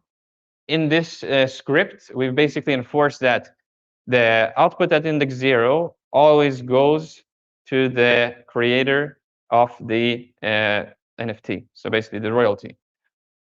And then we have a hard-coded address here, which is updated 36, the creator of the NFT. Now, we validate that the output of the index at 0 is equal to this hard-coded address. So basically, we're enforcing that the output at index 0 goes to the creator of the NFT. Now, so we've verified that. Now, we do that with op equal verify. Similarly, we again pass in op0 to we want to access index 0 again. We want to access another introspective opcode, the OPTX output amount. We want to know, okay, how much is going to the output 0? And then we validate. We put in the minimum amount of royalty that has to go, which is in this case a hard-coded floor of 1 Kaspa. And then we validate that it's greater to or equal to the output of 0. So essentially, you cannot give less than 1 Kas to the creator. Otherwise, this opcode would reject, and it will fail. So this looks a bit complex, but if you just stop viewing it in the whole as a whole picture, and just after this presentation or at some other time, look at this example and step by step, I think it's quite logical because you always have a stack which contains the data, and then you have opcodes that do some specific task only. And then you just go step by step, blah, blah, blah, blah, blah. It will verify all these things, and then everything's great. You can transfer your NFT, and the job is done.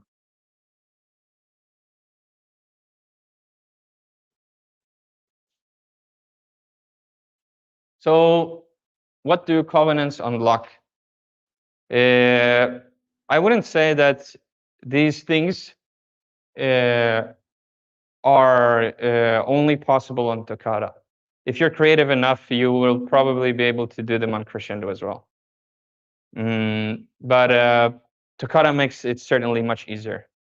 We can, especially with the ZK opcode, with introspection, you don't no longer need to rely as much as on external infrastructure as before. Now you can do it straight on L1, which is good because L1, that's where we have the proof of work.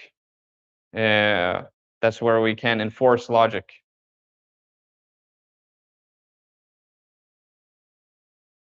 So as you saw before, we went through an example with raw opcodes, and that might have looked quite complicated.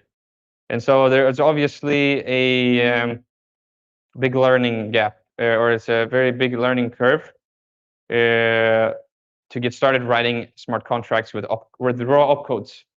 So therefore, the core team has been working very hard and to simplify this and to create a scripting language that is similar to, I would say it's quite similar to Solidity, but it's inspired by Cache script.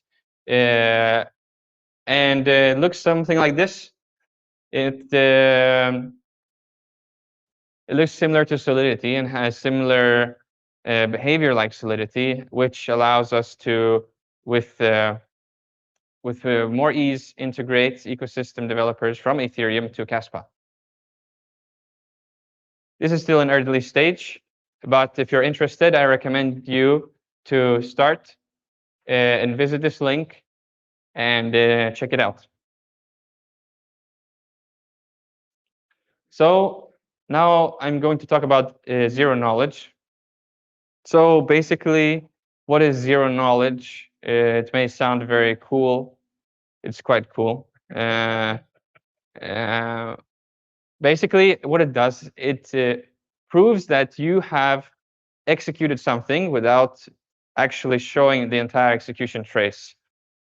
Usually when we run something on a computer, we run it, and we can actually trace the entire execution because we can look inside the memory, we can see where all the addresses are and move it.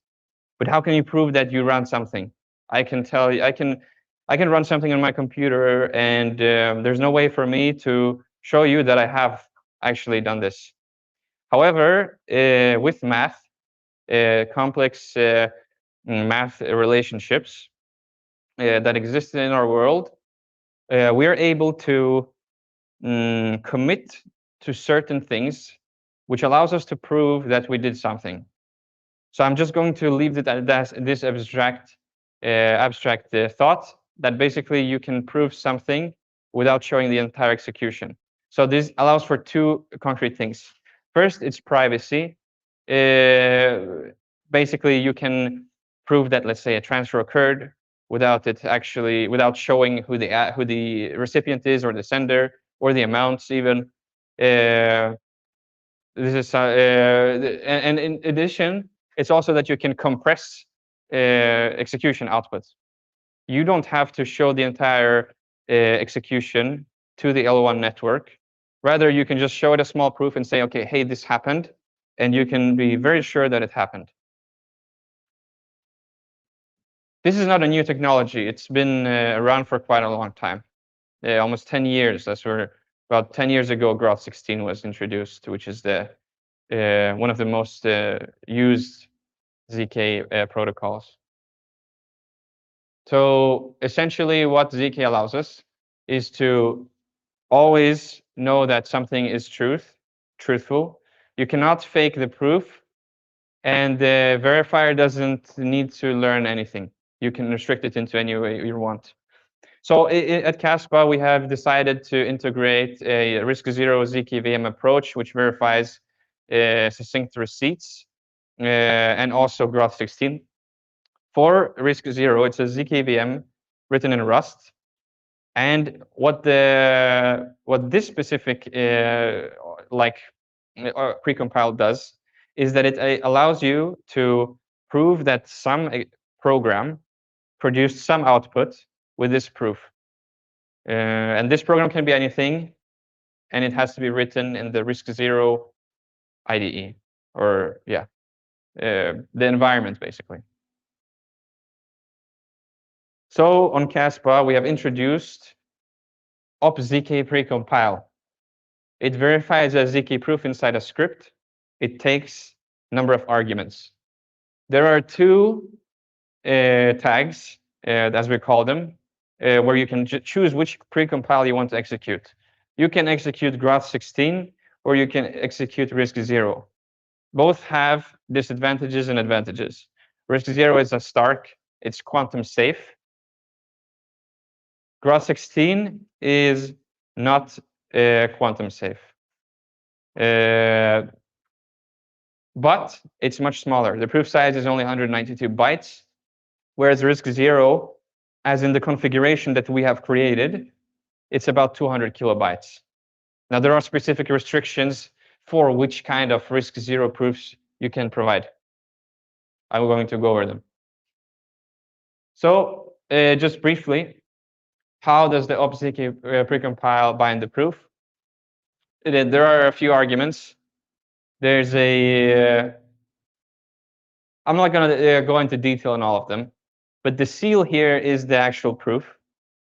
The journal is basically a document where your zk program writes in, and that's where you put everything that you want to prove. Like, let's say a program outputted, transfer some money here. Then that's where you put it.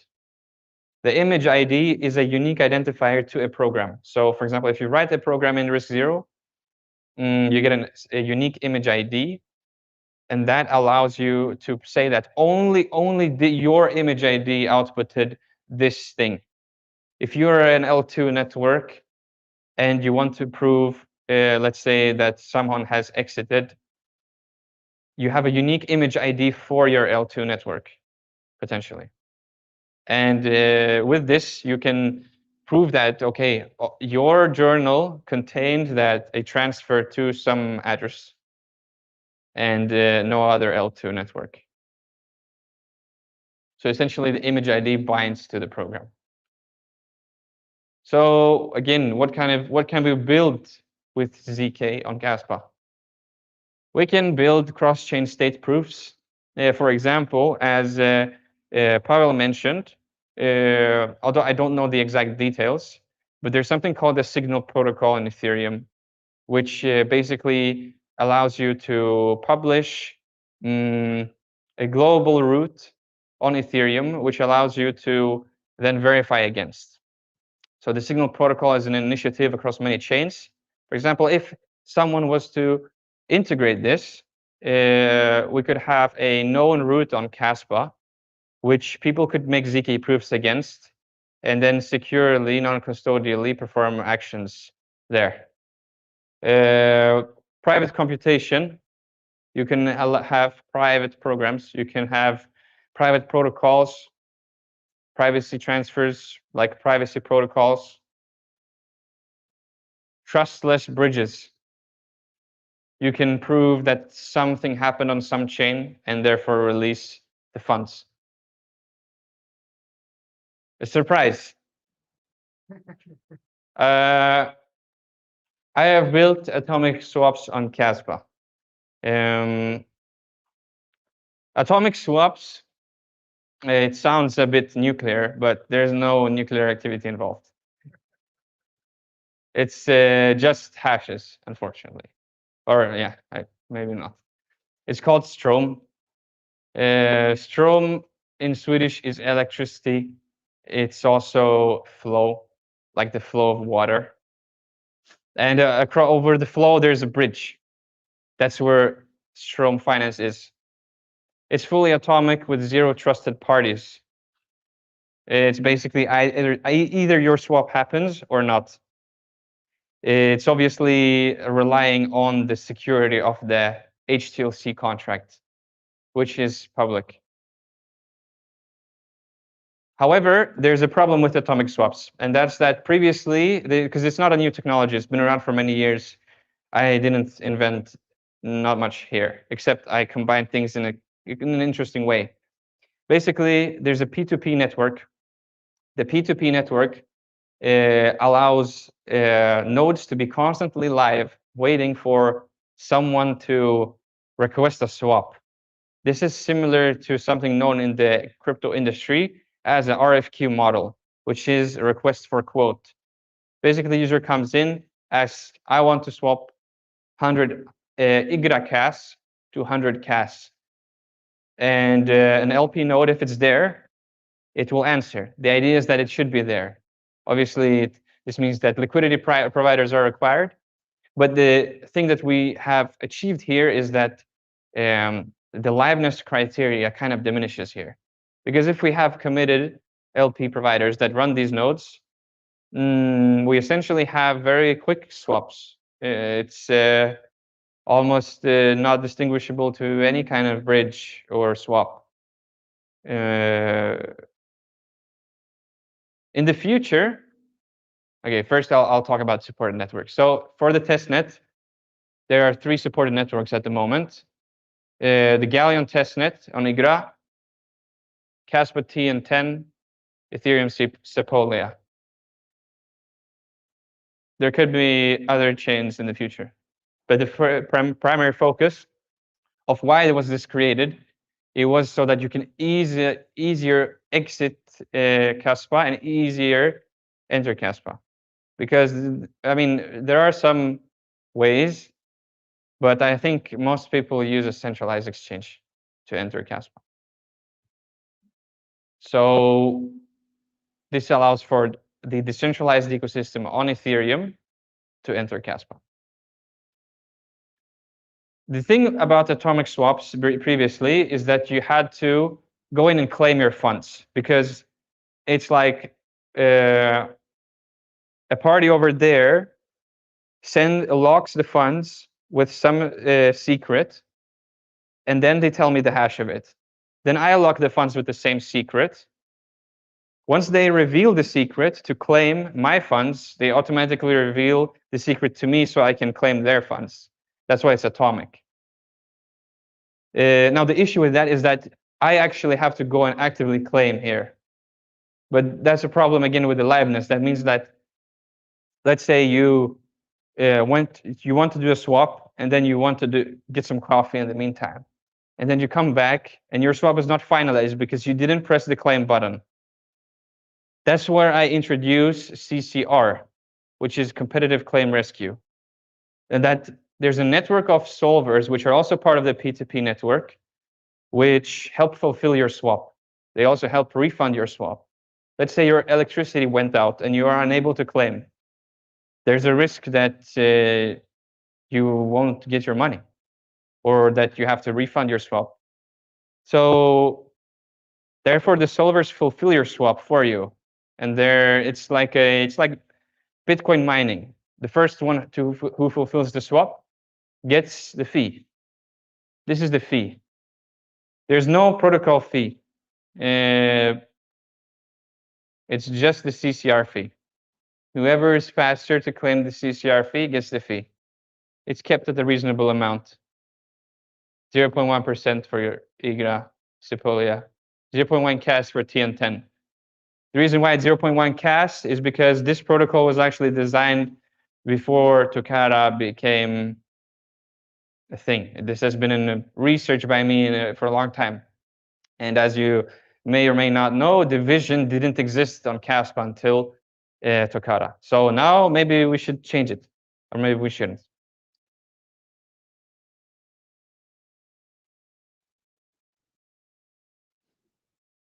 So as Pavel mentioned, I'm going to do a demo. I'm going to talk about a bit the demo. What does it do?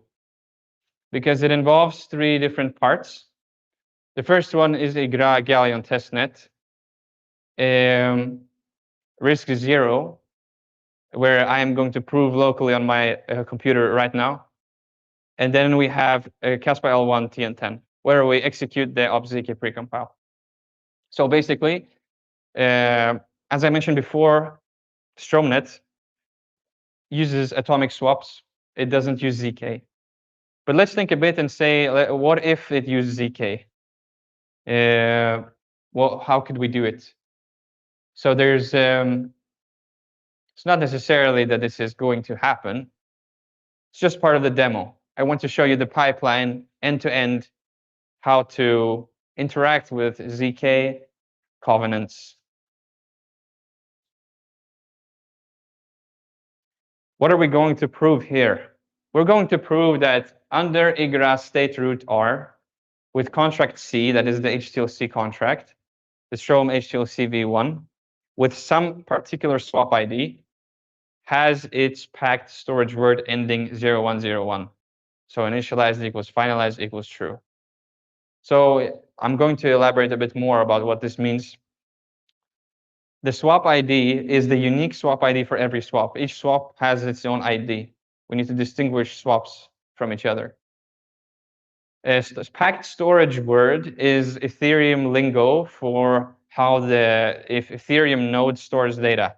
But essentially what is meant here is that we're proving that a swap ID has been finalized, that a swap happened. Right now, this is not useful. So I'm showing you this as an example of what you could do to get your creativity going. Perhaps you will do something that is actually useful.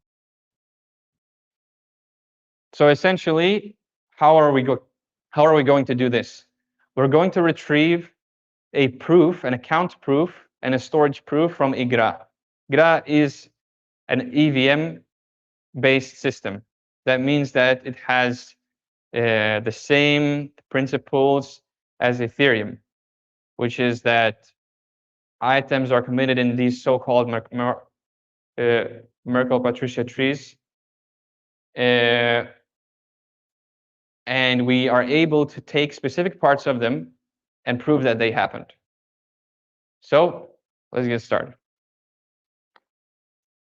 First off, I want to show you StroomNet because we need to actually do a swap to prove that it's finalized.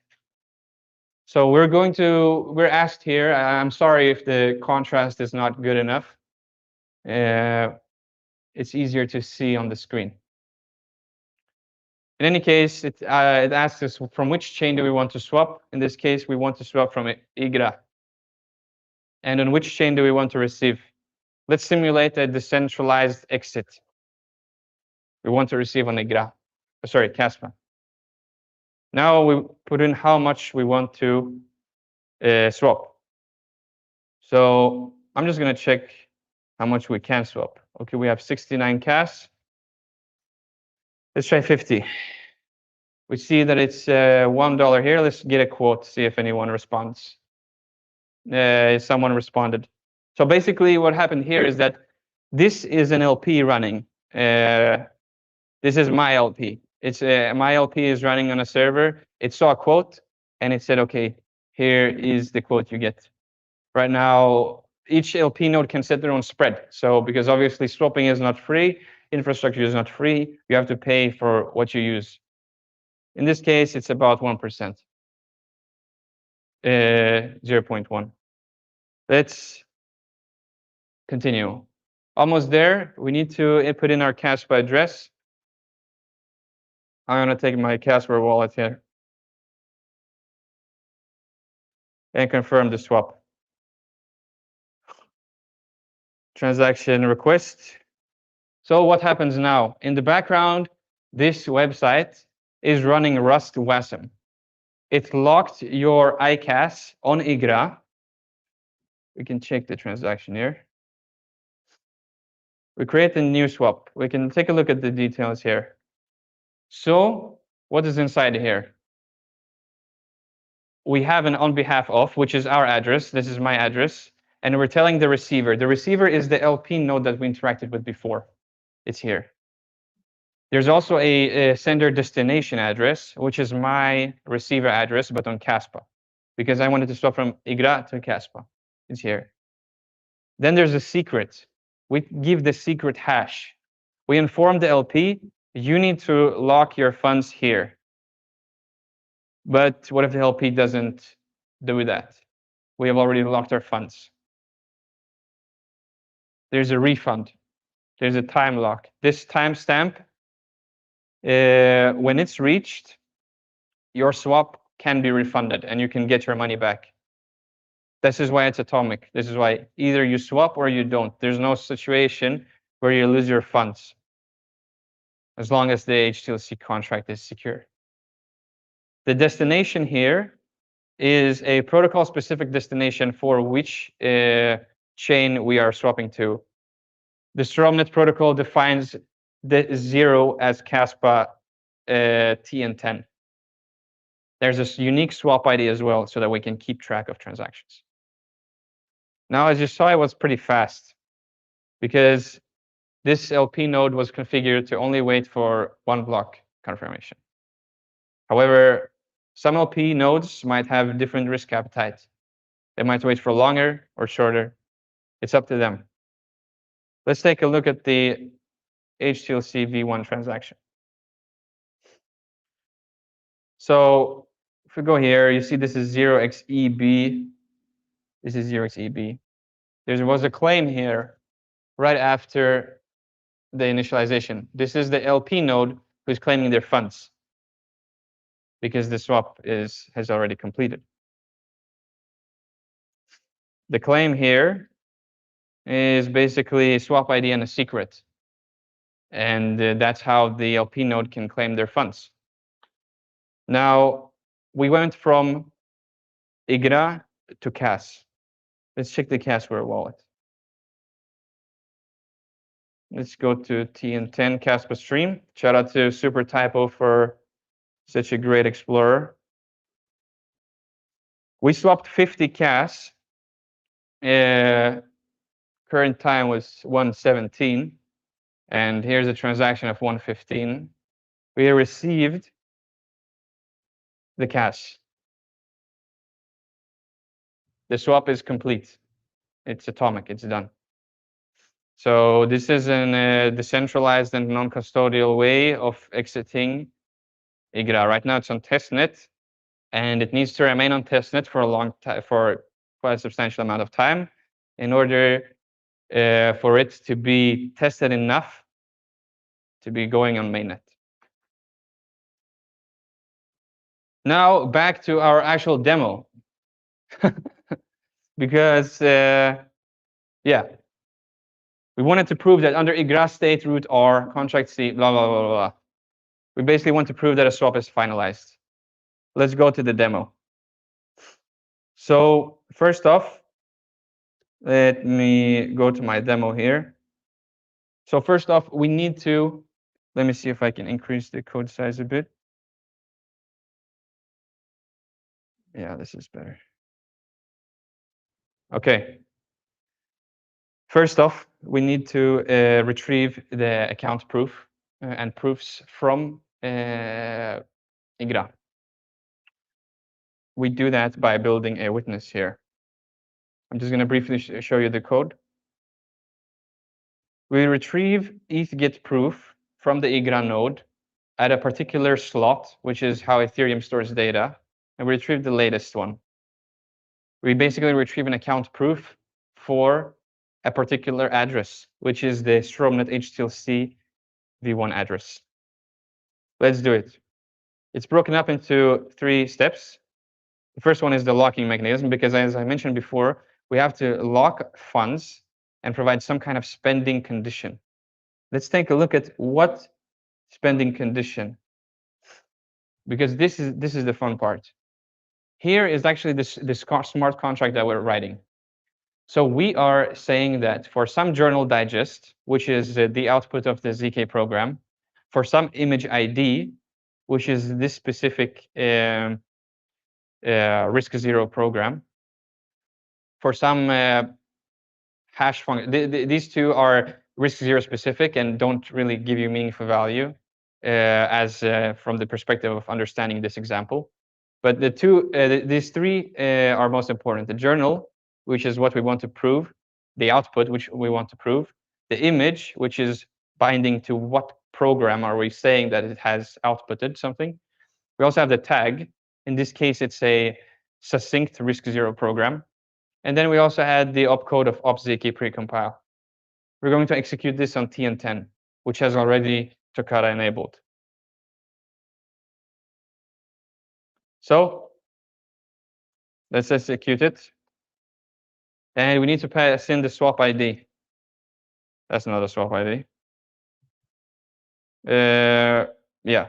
So as I mentioned before, this was claimed by the LP node. So we should enter it, get the swap ID. And log it. So basically what is happening right now is that it is executing a risk zero program in order to compute what will be the output of this program. Because as I mentioned before, there's a journal hash, which is the output of the program. So you need to execute the program before locking it. Because if you don't execute the program, you don't know what comes out of it. So you need to execute it before. But that's flexible. It could be the case that you can just make your script say that it will unlock under any output from your program.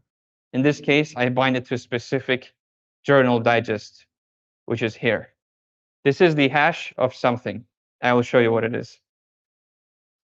This is my risk zero program to the right. To the right is what we're actually executing here and getting a proof for. Essentially, what we're doing is verifying a witness, which is another fancy word for a proof. And then we're building the journal, and we're committing the journal. I will briefly show you the code of the verification, but I plan to release this full code so that you can run it yourself and get familiar with what I have done here. But essentially what we're doing is that we have received the account proof and the storage proof, and we are verifying it inside of ZK that is valid. And that allows us to say, this data is valid. This data exists on Igra. This swap is finalized. Essentially, this will allow you to prove any kind of state on Igra, or doesn't have to be Igra. It can be any EVM chain that something happened. It could be the case that other chains allow this flexibility as well, but that depends on their individual implementation. So the locking script, it locked 1.5 cas into the script. And basically, we have defined it, as I mentioned before here, that this is the script that we have defined. And we'll lock 1.5 cas to this script. We can check it.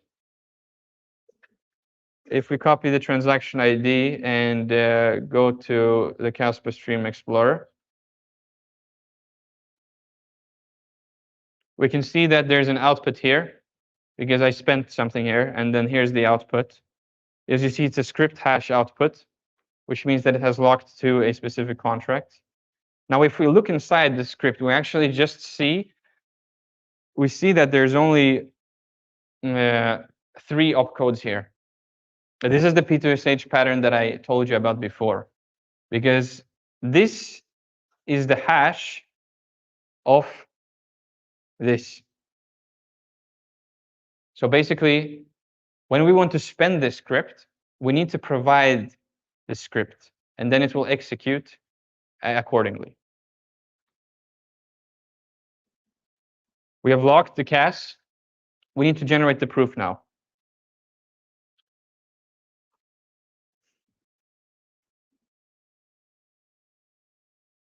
Let's take a look at the proof generation. Run prover. Let's see what it does. It basically executes this risk zero project. I have basically combined these into nice little scripts that we can just execute. But we can take a look at the proving script.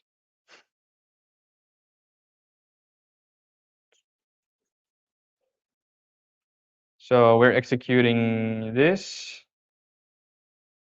Let me just minimize a few things because there are different branches. So we parse the witness here with Rust code. It's a bit, there are quite a lot of things going on here. I'm just going to describe a few of them. We pass in the swap ID, as I mentioned before. This is the unique swap ID for each swaps. We have the contract address, which is the HTLC contract.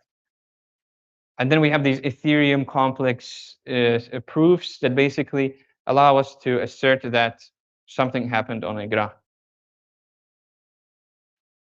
Now, after we have these, we execute it first locally, but then we set up a prover.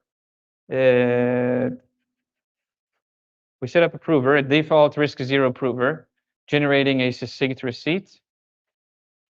We prove it, and then we verify it. Let's go back and see how it's going. As you know, proving is very expensive. Let's take a look at my CPU really quick.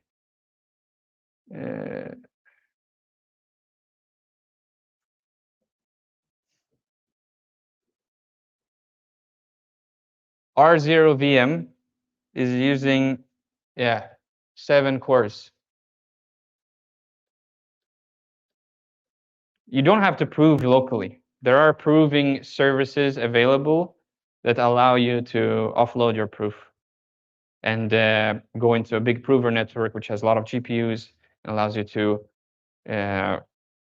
basically make it faster. Because obviously, a production application that requires some things to happen very fast is not possible if you just prove it locally all the time. But for example, rolling up a batch of transactions, or for something that happens not that frequently, it's possible. As we can see now, we have generated a proof for this image ID. So what is this image ID? This is this image ID. It's this verified that I created. If I were to change anything, if I were to change anything inside this code, this image ID would be different. If I were to change the output, this journal digest would be different. Same thing with the control ID.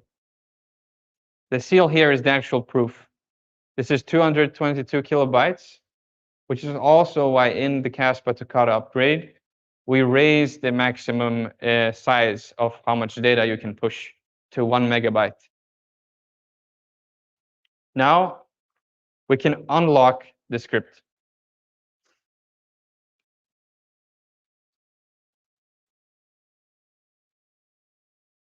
That was very fast because the verification of ZK proofs happens much faster than the proving stage. Verification for Stark proofs is essentially a few rounds of querying something called an IOP oracle. For Groth16, it's verifying one simple math expression. The proof was valid and the cast was released. Let's take a look at the Explorer.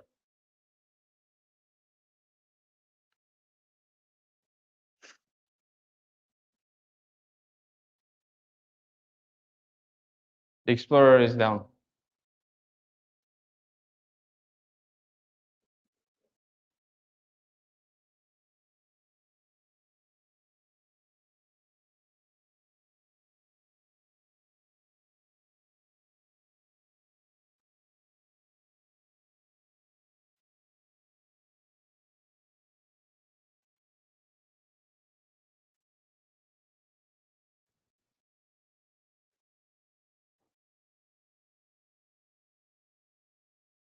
That's very unfortunate.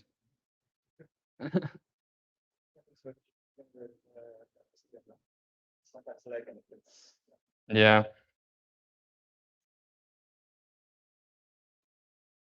Yeah, so it's very unfortunate that the transaction is not found. As you can see, I can no longer reproduce. I can no longer reproduce this because the transaction is already spent. Yeah, there's unfortunately not much that we can do here. However,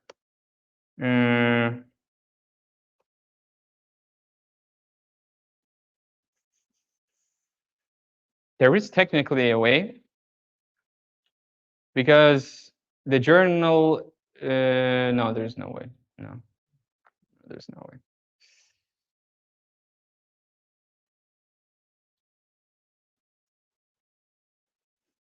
Okay, so it's a bit unfortunate. I'm going to continue this presentation. In the background, we will retry this example so that I can show you the final transaction, because that actually contains all the opcodes. Just a briefly reason for why that the Explorer is down right now is, as Pavel mentioned, lags behind. It doesn't have the necessary hardware at the moment, but this is something that the core team is fixing. So I'm going to go back to the presentation and continue a bit. Then we will go back and see if we can unlock this, because as you saw, I retried locking. Let's see if we can check if this transaction is indexed now. Okay, yeah, this one is indexed. Okay, so maybe if we wait for the proof to complete, we can retry the operation. In any case, we'll continue. So basically, soon, hopefully at least, we will have proven that this is true. But what happened? What happened? We created a swap on Igra with the Stromnetz system.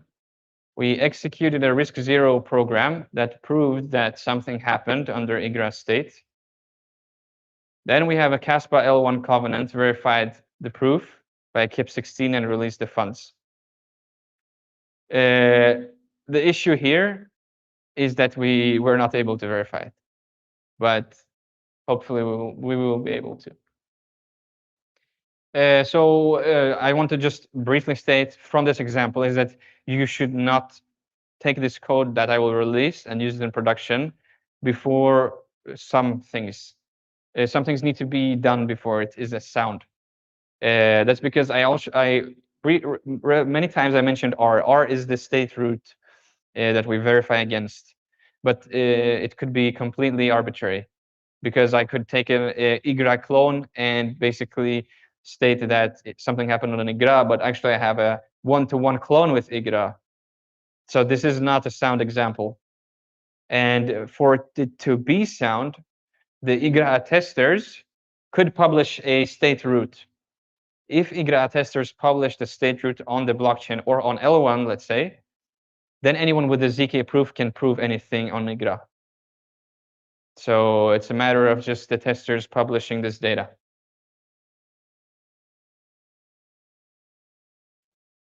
Let's go back to the example. Still proving. Let's see if there's something I can show you. Oh, I was lucky. Okay, proof is done. Let's unlock it. Now we finally got a spend transaction. Let's hope that it's indexed.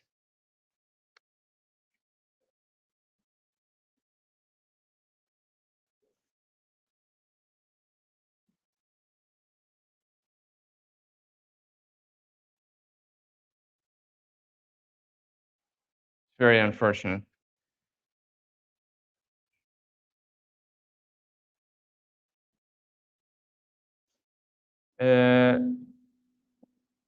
One second.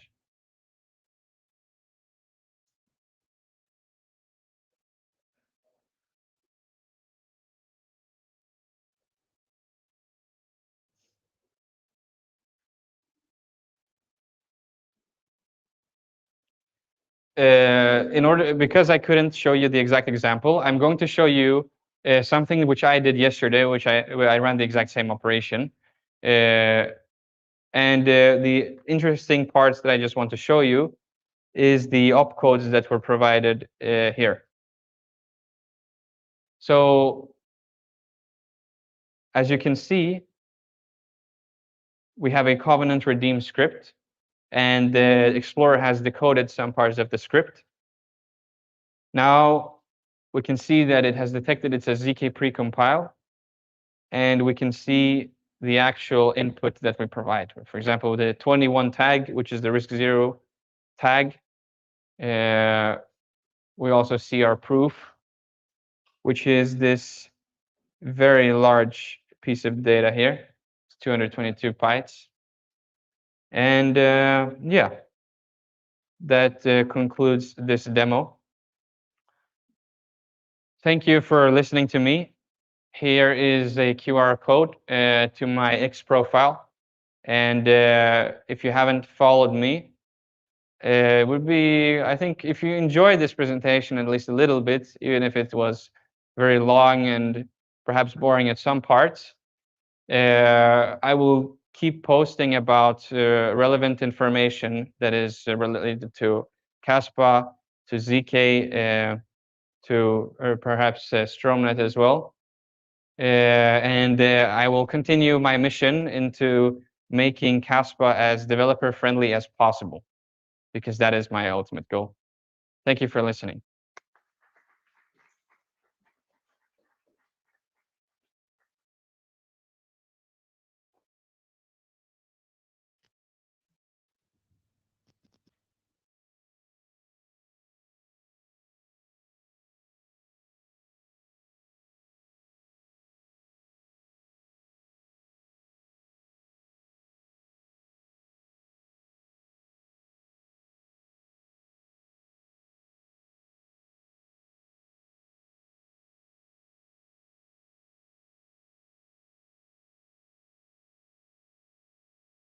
Alex, doing a live demo like that is extremely difficult. It's kind of tough. He's doing great work in the past. Thanks. Our next speaker is Jack. I think he's going to come up here pretty quick. So just a couple minutes and we'll get on with the last presentation of the day. Yeah, let's do that. Thanks, Alex. Good job.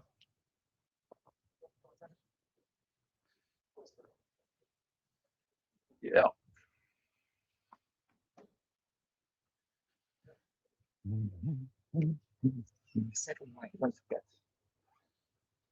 For questions, right? This live stream and there is a recorder. Yeah. Tom will, What? Tom behind you will hook you up with the set. Yeah. Sorry. It goes through the shirt. Okay, through the shirt. And touch. Oh. What's the best? This you can put in the pocket and flip it. Let me do this. Yeah. Let's do it.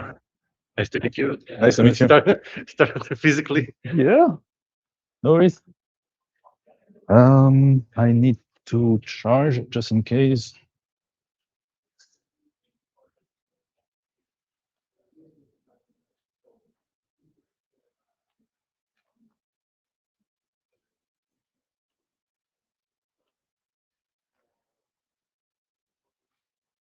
Starting right now.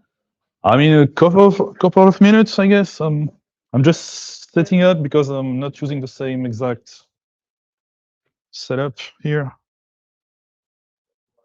So I guess I can do this.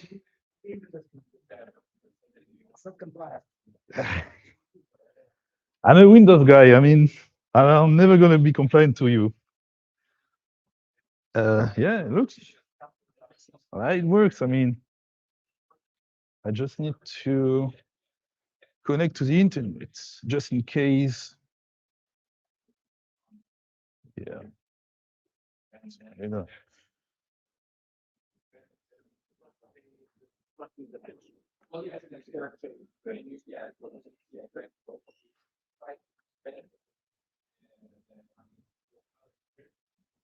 Okay.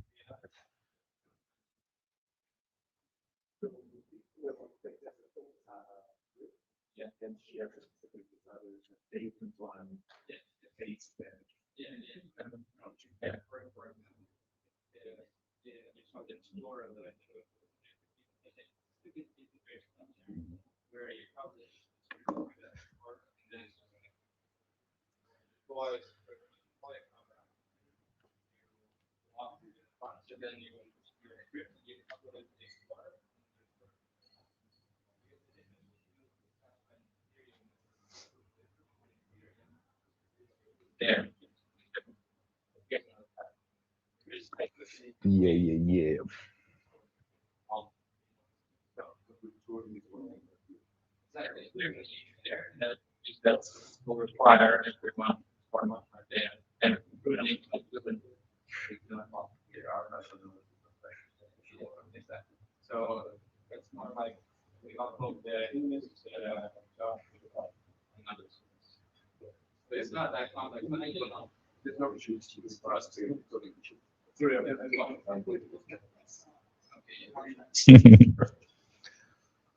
You tell me when you're ready.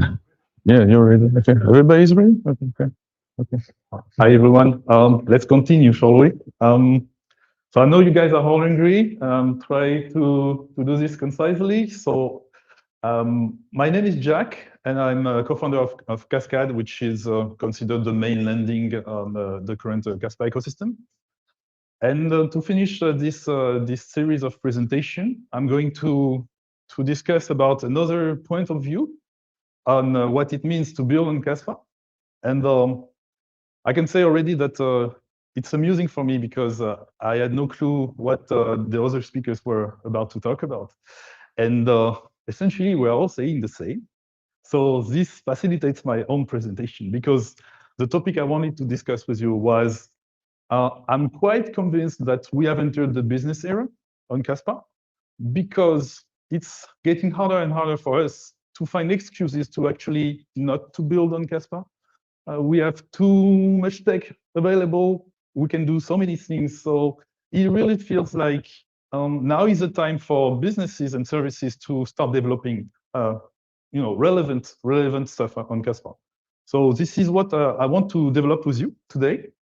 And for this, I want to take you through the journey of the other edge of the spectrum of Caspa, meaning how we, business developers, perceive building on Caspa, how easy it is, how challenging it can be, and what was our experience, our journey, and what did we learn in the process. Because right now, Kaskad is live. It has been live on mainnet on Igra since 3 weeks, precisely.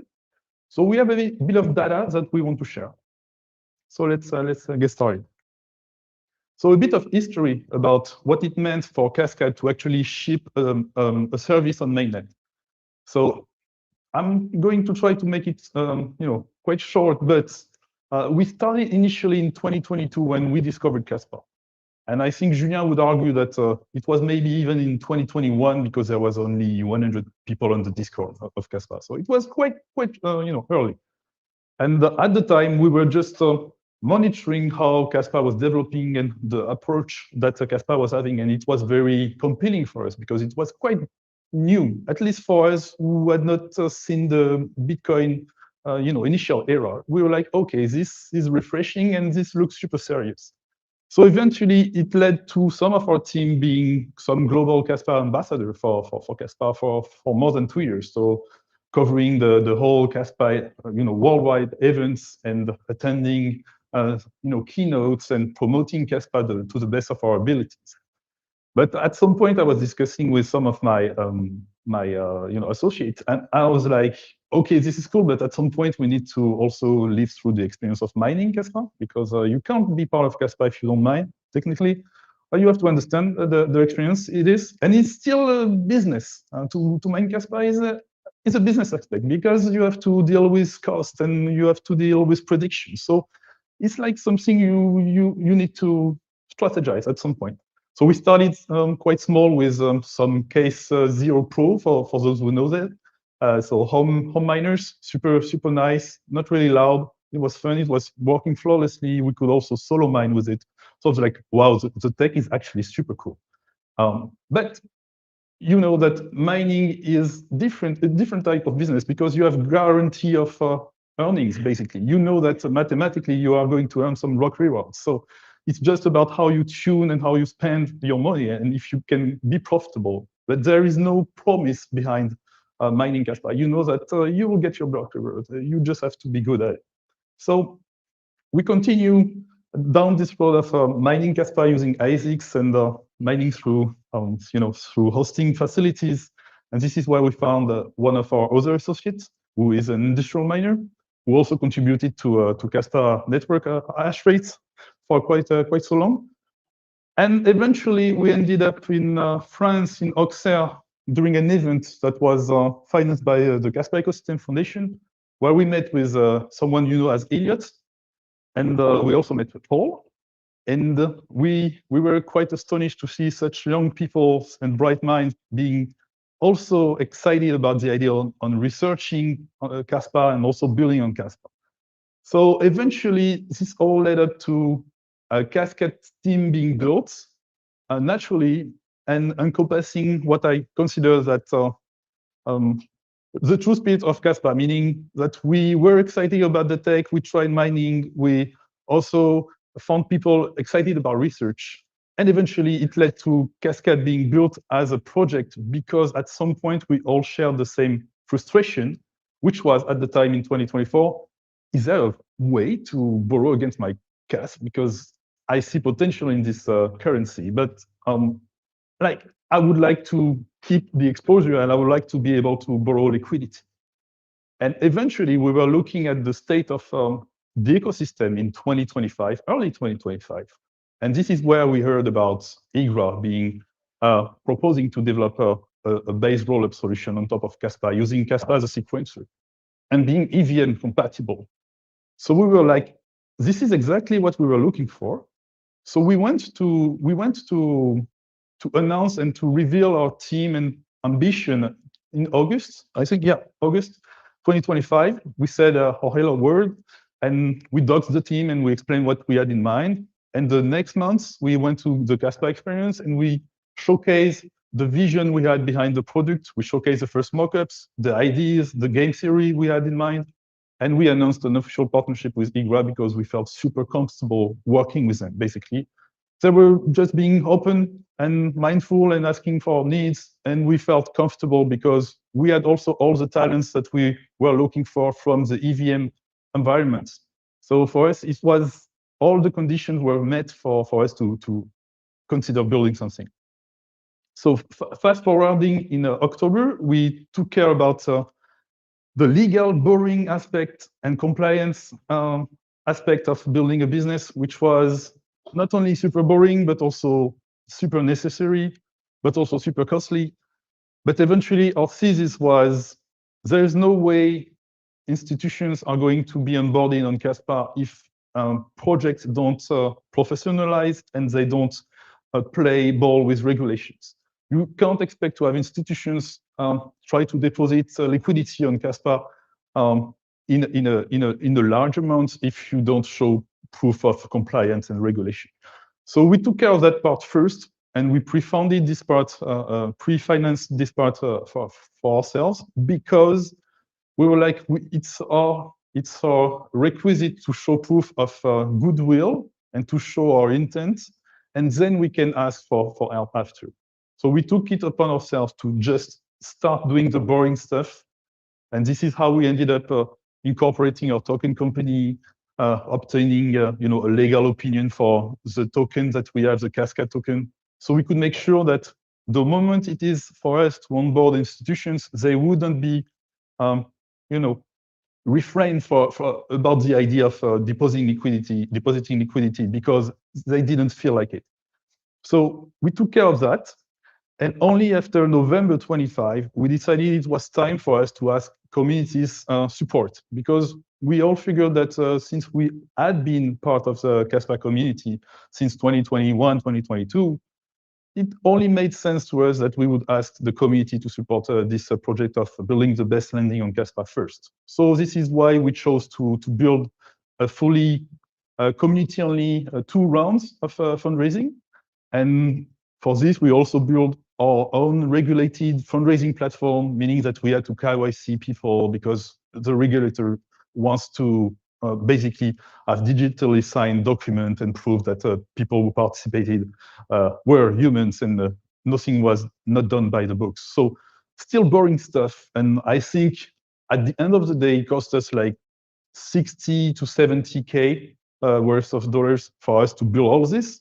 So this is me talking about how a business envisions taking some risks in order to build a service for its customers. And for us, it was okay to do that because we strongly believe in the potential of Kaskad and Kaspa's potential. But eventually, we needed some capital because we needed to reimburse those investments, but also we needed to take care of a lot of aspects around the project, which are liquidity management, market maker, audits, you name it. So building a project on Kaspa is exactly the same as building a project on any other chain or any other non-blockchain world. You have to understand the risks that you are taking, and especially you have to look at the technology you plan on developing on, because you don't want to build your project for the sake of the technology. You want to make sure that the technology you plan on using is going to allow you to build the best projects you can, because this way you will be able to meet the demand that you have analyzed the best way you can. So it's not really how can we please Kaspa by building on top of it. It was more how can we use Kaspa, existing technology that we find, and how can we build the best product to serve the best landing for our customer. So this is how we approach those fundraising. And eventually in February 2026, we opened our product on testnet, and this was publicly open. We had it run for 3 months. We had 1 million plus transaction on Igra alone. It was quite intense. A lot of things broke, obviously, but it was very, very instructive for us, and we had a lot of material to adjust, and this allowed us to understand where we wanted to go with this product. And in the meantime, we were also conducting some audits, and I advise every business to not fall into the trap of auditing your product with AI. Like Pavel say, I think you can do some lighter things with AI, and it's okay. But eventually, we still need humans behind audits. So we used Sherlock because they were basically auditing AVV3, Morpho, 1inch, so they had a good tracking history of securing businesses. And at the time, Elliot had finished also his research on oracles, price oracles. So we also open source his research. We open source the contracts, smart contracts that allow people to plug and pull any price sources from our oracle. We also open source the infrastructure of the oracle, and this way everybody could actually look into what we built and challenge it and discuss how maybe something could be improved. But the most important thing for us is that eventually in May 24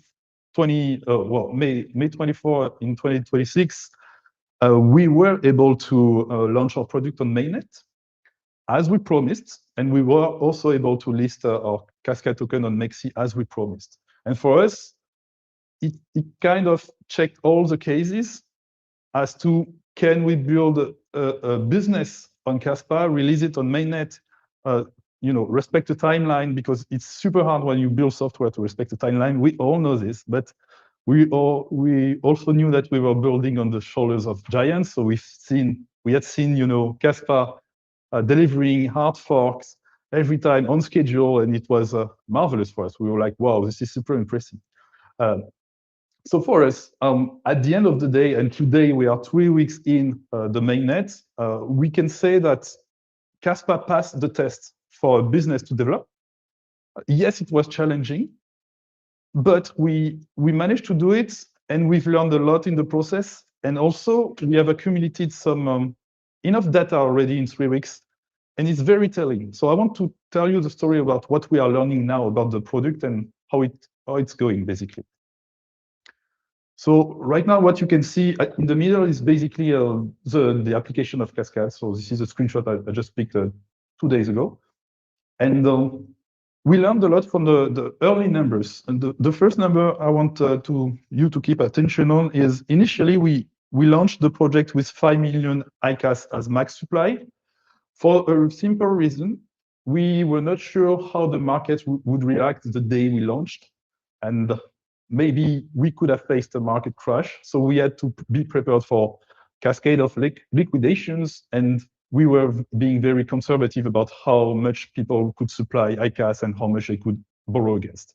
So we started super low on purpose, just to be sure that we would be prepared for the worst. And eventually, after less than 1 day, this 5 million cap was met already. So we were like, whoa, okay, so there is actually demand for this. So we revised our parameters, we checked the market, we checked if the team was ready to increase this cap, and we tripled the cap in 24 hours. And yet again, this 15 million ICAS cap got reached, I think, in 8 or 9 days. So we were starting to think that there was actual demand for Kaspa holders to actually use their Kaspa and borrow against it. So we increased this demand again recently, few days ago, and today we are nearing 20.5 million ICAS being supplied on Kaskad. But the most interesting part is also that what we are observing is that out of those 20 million plus supply, nobody is actually borrowing ICAS. So it tells us another thing. It tells us that since borrowing ICAS is basically taking a short position on Caspa because you want your health factor to stay low, so you don't want Caspa to appreciate, right?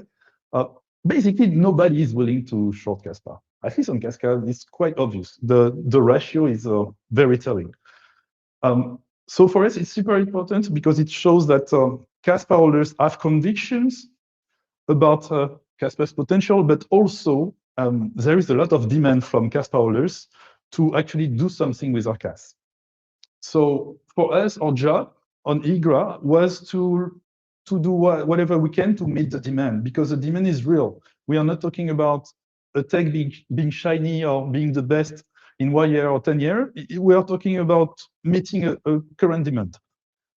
And the other aspect of the application that we have is that thanks to building on Igra and building on the premises of EVM, we were easily able to convince LPs and institutions to actually provide liquidity in USDC from other EVM chains.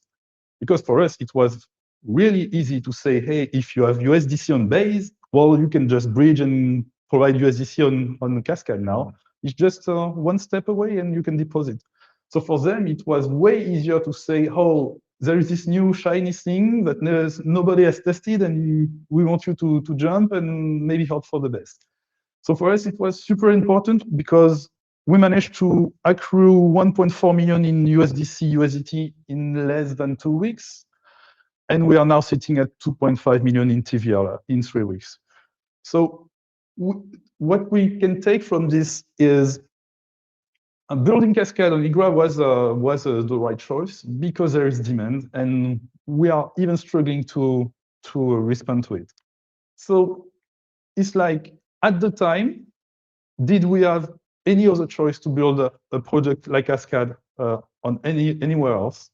And the answer is frankly no, because between 2025 and 2026, we had no choice. We could not build what we had just built on Kaspa Layer 1 at the time.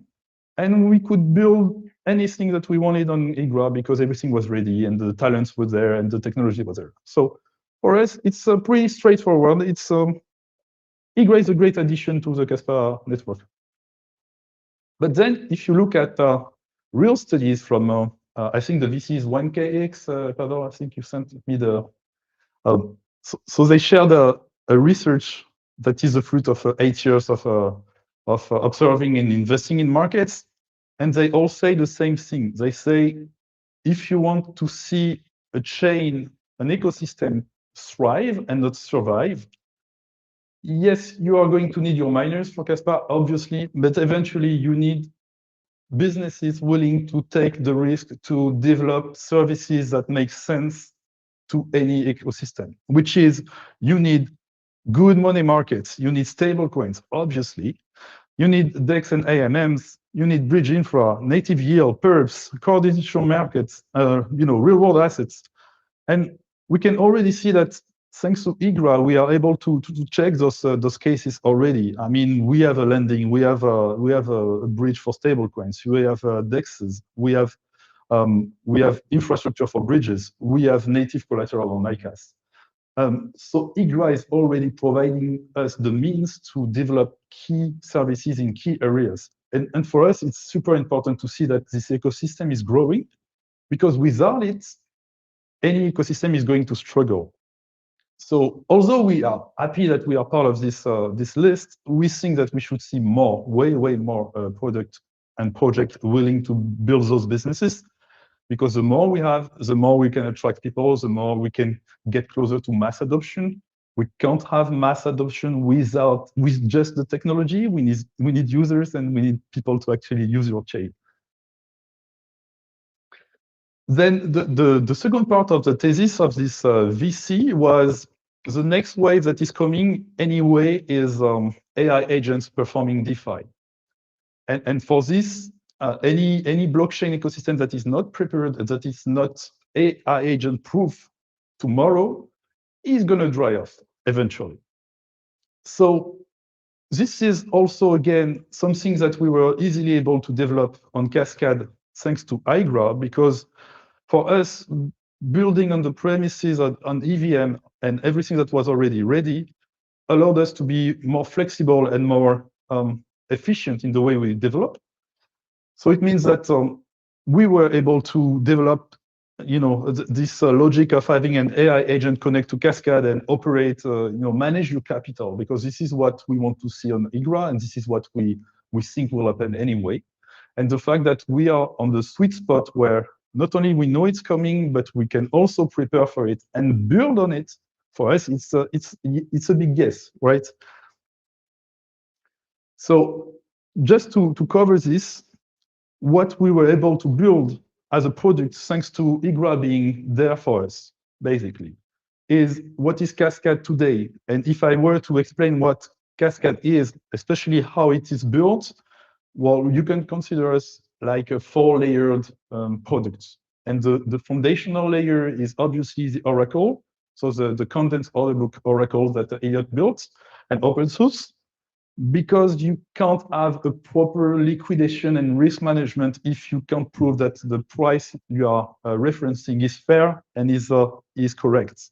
So for us, it was the foundational layer, and this is why we helped Elliot develop his research and also provided some lab product so he could build on top and verify that his research is actually working. So we build on this layer, and we are in the process of decentralizing the Oracle, because right now it's working into TE enclaves, and it's in 2 separate regions. One is EU and one is US. We have a fallback mechanism, but eventually everything is already ready for people to run nodes, individually. But we need to find a way to incentivize people for doing so. But the Oracle is already live. It's already open source. It's already feeding the other layers of Kaskad. So the second layer is obviously the core lending logic that we have, that we inherited from other well-known lending projects. And for this, we are using an interest rate model, per risk asset parameters, but also, and that's something that is very important to us, we are also able to preserve a global state, shared state, meaning that everything that's happening on the protocol can stay there and can keep the same logic and be diffused into every participant without losing any of the logic, because we need this to make sure that we can protect our users whatever happens on the market, because parameters need to be adjusted so they can be protected. And you also need those parameters to drive the proper behavior that you want to see on your protocol. The third layer is the incentive layer, and this one is fully custom, and we are running an epoch-based activity-driven mechanism meaning that on Kaskad, we monitor everything that's happening for every user, and we measure their participation. We measure their participation against other participants, and this is how our game theory applies, and this is how people can actually receive some incentives for participating on chain, providing liquidity. So for us, it was very important that we could build an activity tracker that could properly track everything, so the most loyal participants on Kaskad could be the most rewarded. So again, this global shared state mechanism is very, very critical for us because this is what sets us apart from other existing projects in the EVM world. And finally, the fourth layer is the governance layer, which is basically a bounded governance system where we allow every voter on Kaskad adjust the parameters of the protocol just by a click of the cursor. And each time they vote and the vote closes, then the platform is going to adjust for the next epoch. So we let our users actually shape the way they want to see the platform behave. And for us, this technology is super important for us to build because this is also what sets us apart from other projects. And this is also what we believed would be a very interesting experience for people and for users of the platform. So what I want to say with that is basically the idea that we had in mind for meeting a demand that we had identified as a business, we faced zero limitations in terms of what we can build on Igra. And for us, it was super important because then we don't have to find compromises. We don't have to say, oh, we could do this, but we can't. Or also, we could also argue that we could have done this on Base. Why not? I mean, Base is bigger, Base is well-known. Why don't you build Kaskad on Base? Well, the answer is, well, first of all, Base is not really decentralized, so it wasn't super matching with us. But also, second is, Base doesn't have really MEV protection. So for us, it was very less interesting. And on top of that, well, Base is not sequenced on Caspa, so we don't feel aligned with Base at all, right? So for us, the choice was easy on paper, but technically, we could verify with the Igra team that we had no limitation in building our product. And for us, it's super important to get to this point because you want businesses to be able to build what they want because they know they can best meet a demand. And not you don't want businesses to say, oh, I can do something, but it's going to be worse if I do it there. Like, I don't know why a business would accept worse, right? So you want better or equivalent, but you don't want worse. And if I want to show you how it looks today, for example, so this is the current live product, and what we have is a fully game theory embedded into the platform. So we have a claim center that lets people see how much reward they are accruing depending on how much they participate on chain. We have the full logic of APY and health factor. And we have also the full logic of supplying asset, borrowing against dynamic APY, how much liquidity is available. You can see that we have today 20.6 million ICA supplied. We have a decent amount of liquidity still available.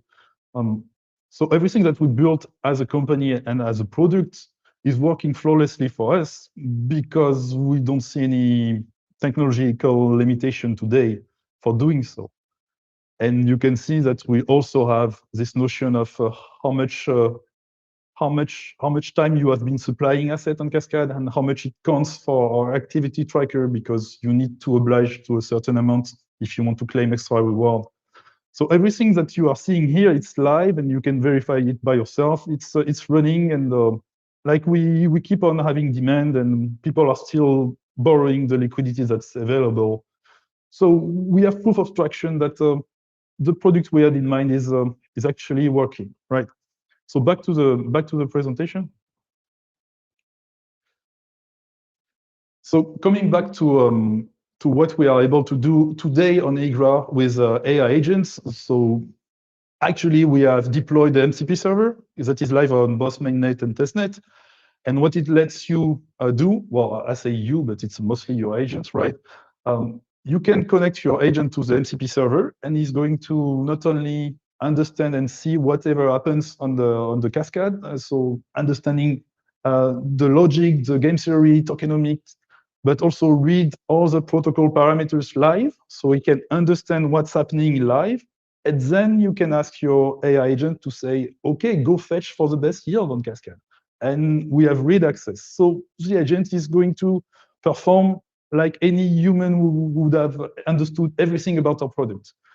But you are not behind it, and he's just doing this automatically, and you can rest. So for us, it's super important because the upcoming wave of AI agents is going to need those types of technologies. Of course, we need more technologies, but this one is already being live and everybody can test it. And at the bottom, you can see this is me and my Discord on Open Cloud, just asking my gentle AI agent to go fetch for the latest parameters.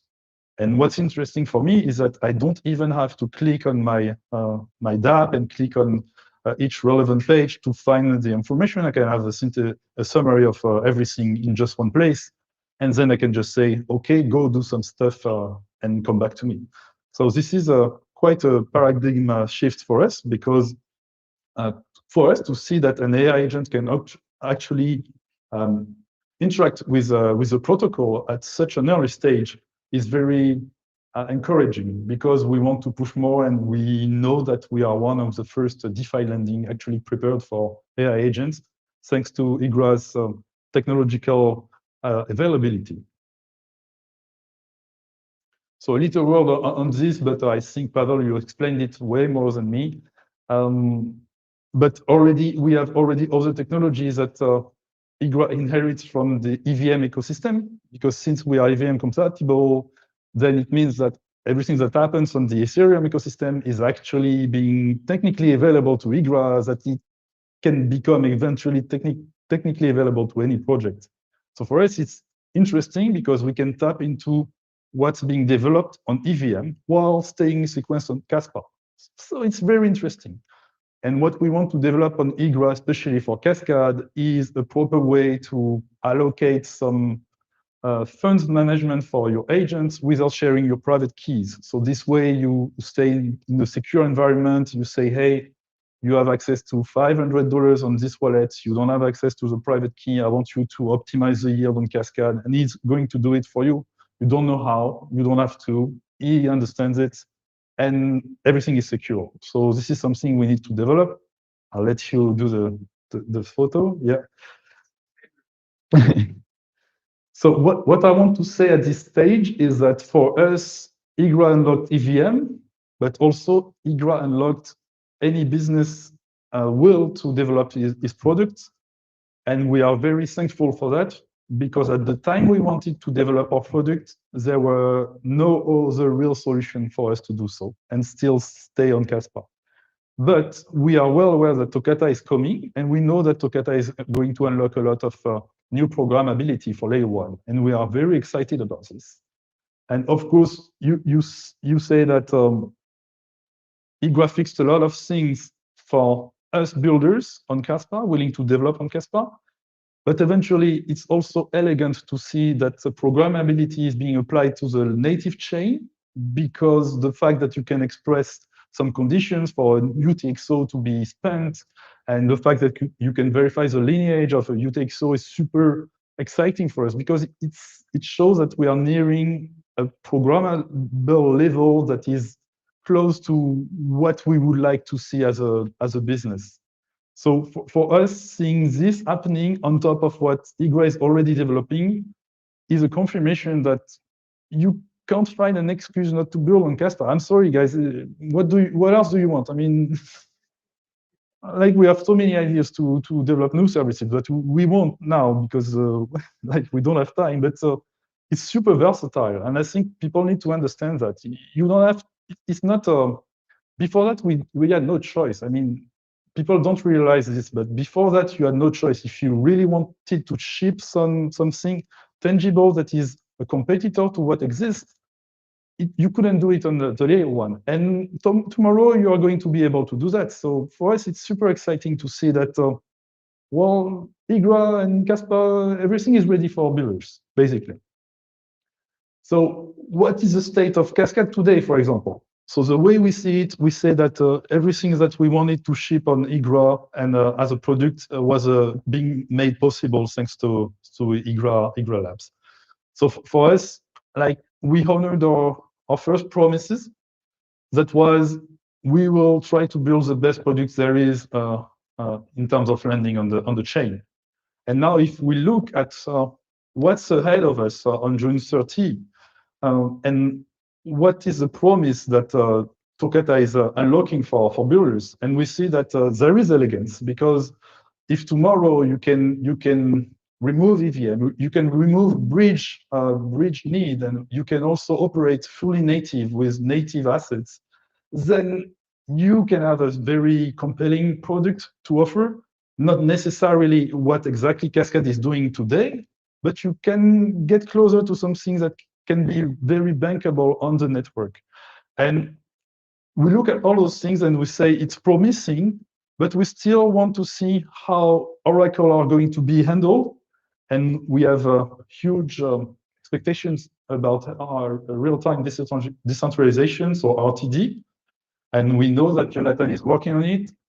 We know that Elliot would want to take a shot at it.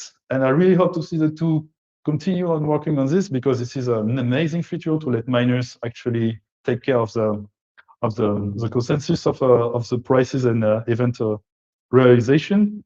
And I just read a thread about Michael Sutton this morning, who was hinting at expanding the chess game with a state machine, because to us this is mainly the missing element on Kaskad, because we really rely on this preserved state feature. And the fact that we can't see it right now on Toccata is a limiting factor. Like, it's limiting us to build the exact same product on top of what is missing still today and what may come eventually, of course.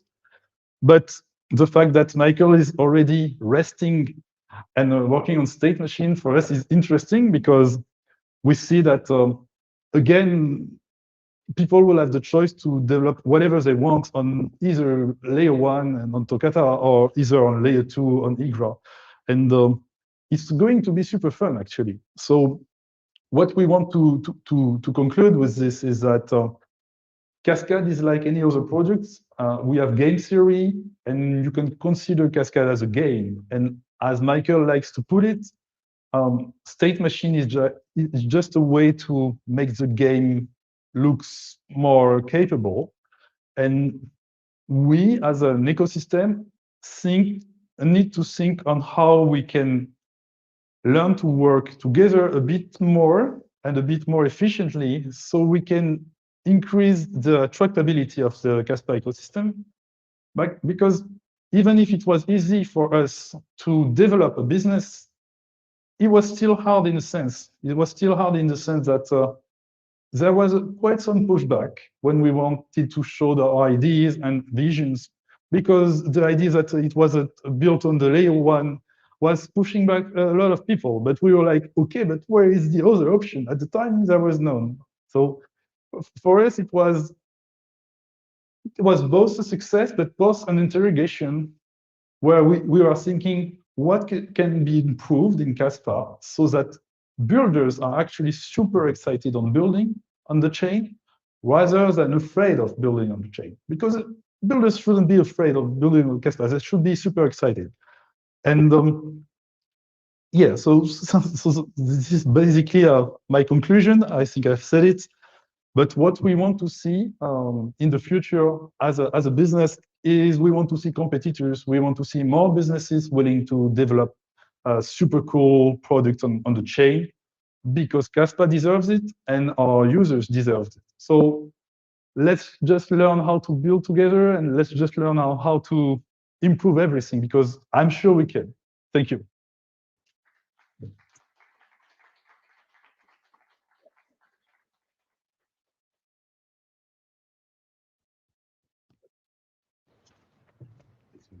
Oh, yeah. So. Okay, guys, thank you so much for listening. And pizza is still warm. It's behind you. The fridge is full. Please have a go at it. Approach any of the speakers, including myself, with questions, comments, with your great ideas. Telling us it's not going to work, telling us it's a terrible idea to build a proof of work, whatever. Just be here, and yeah, let's eat and talk.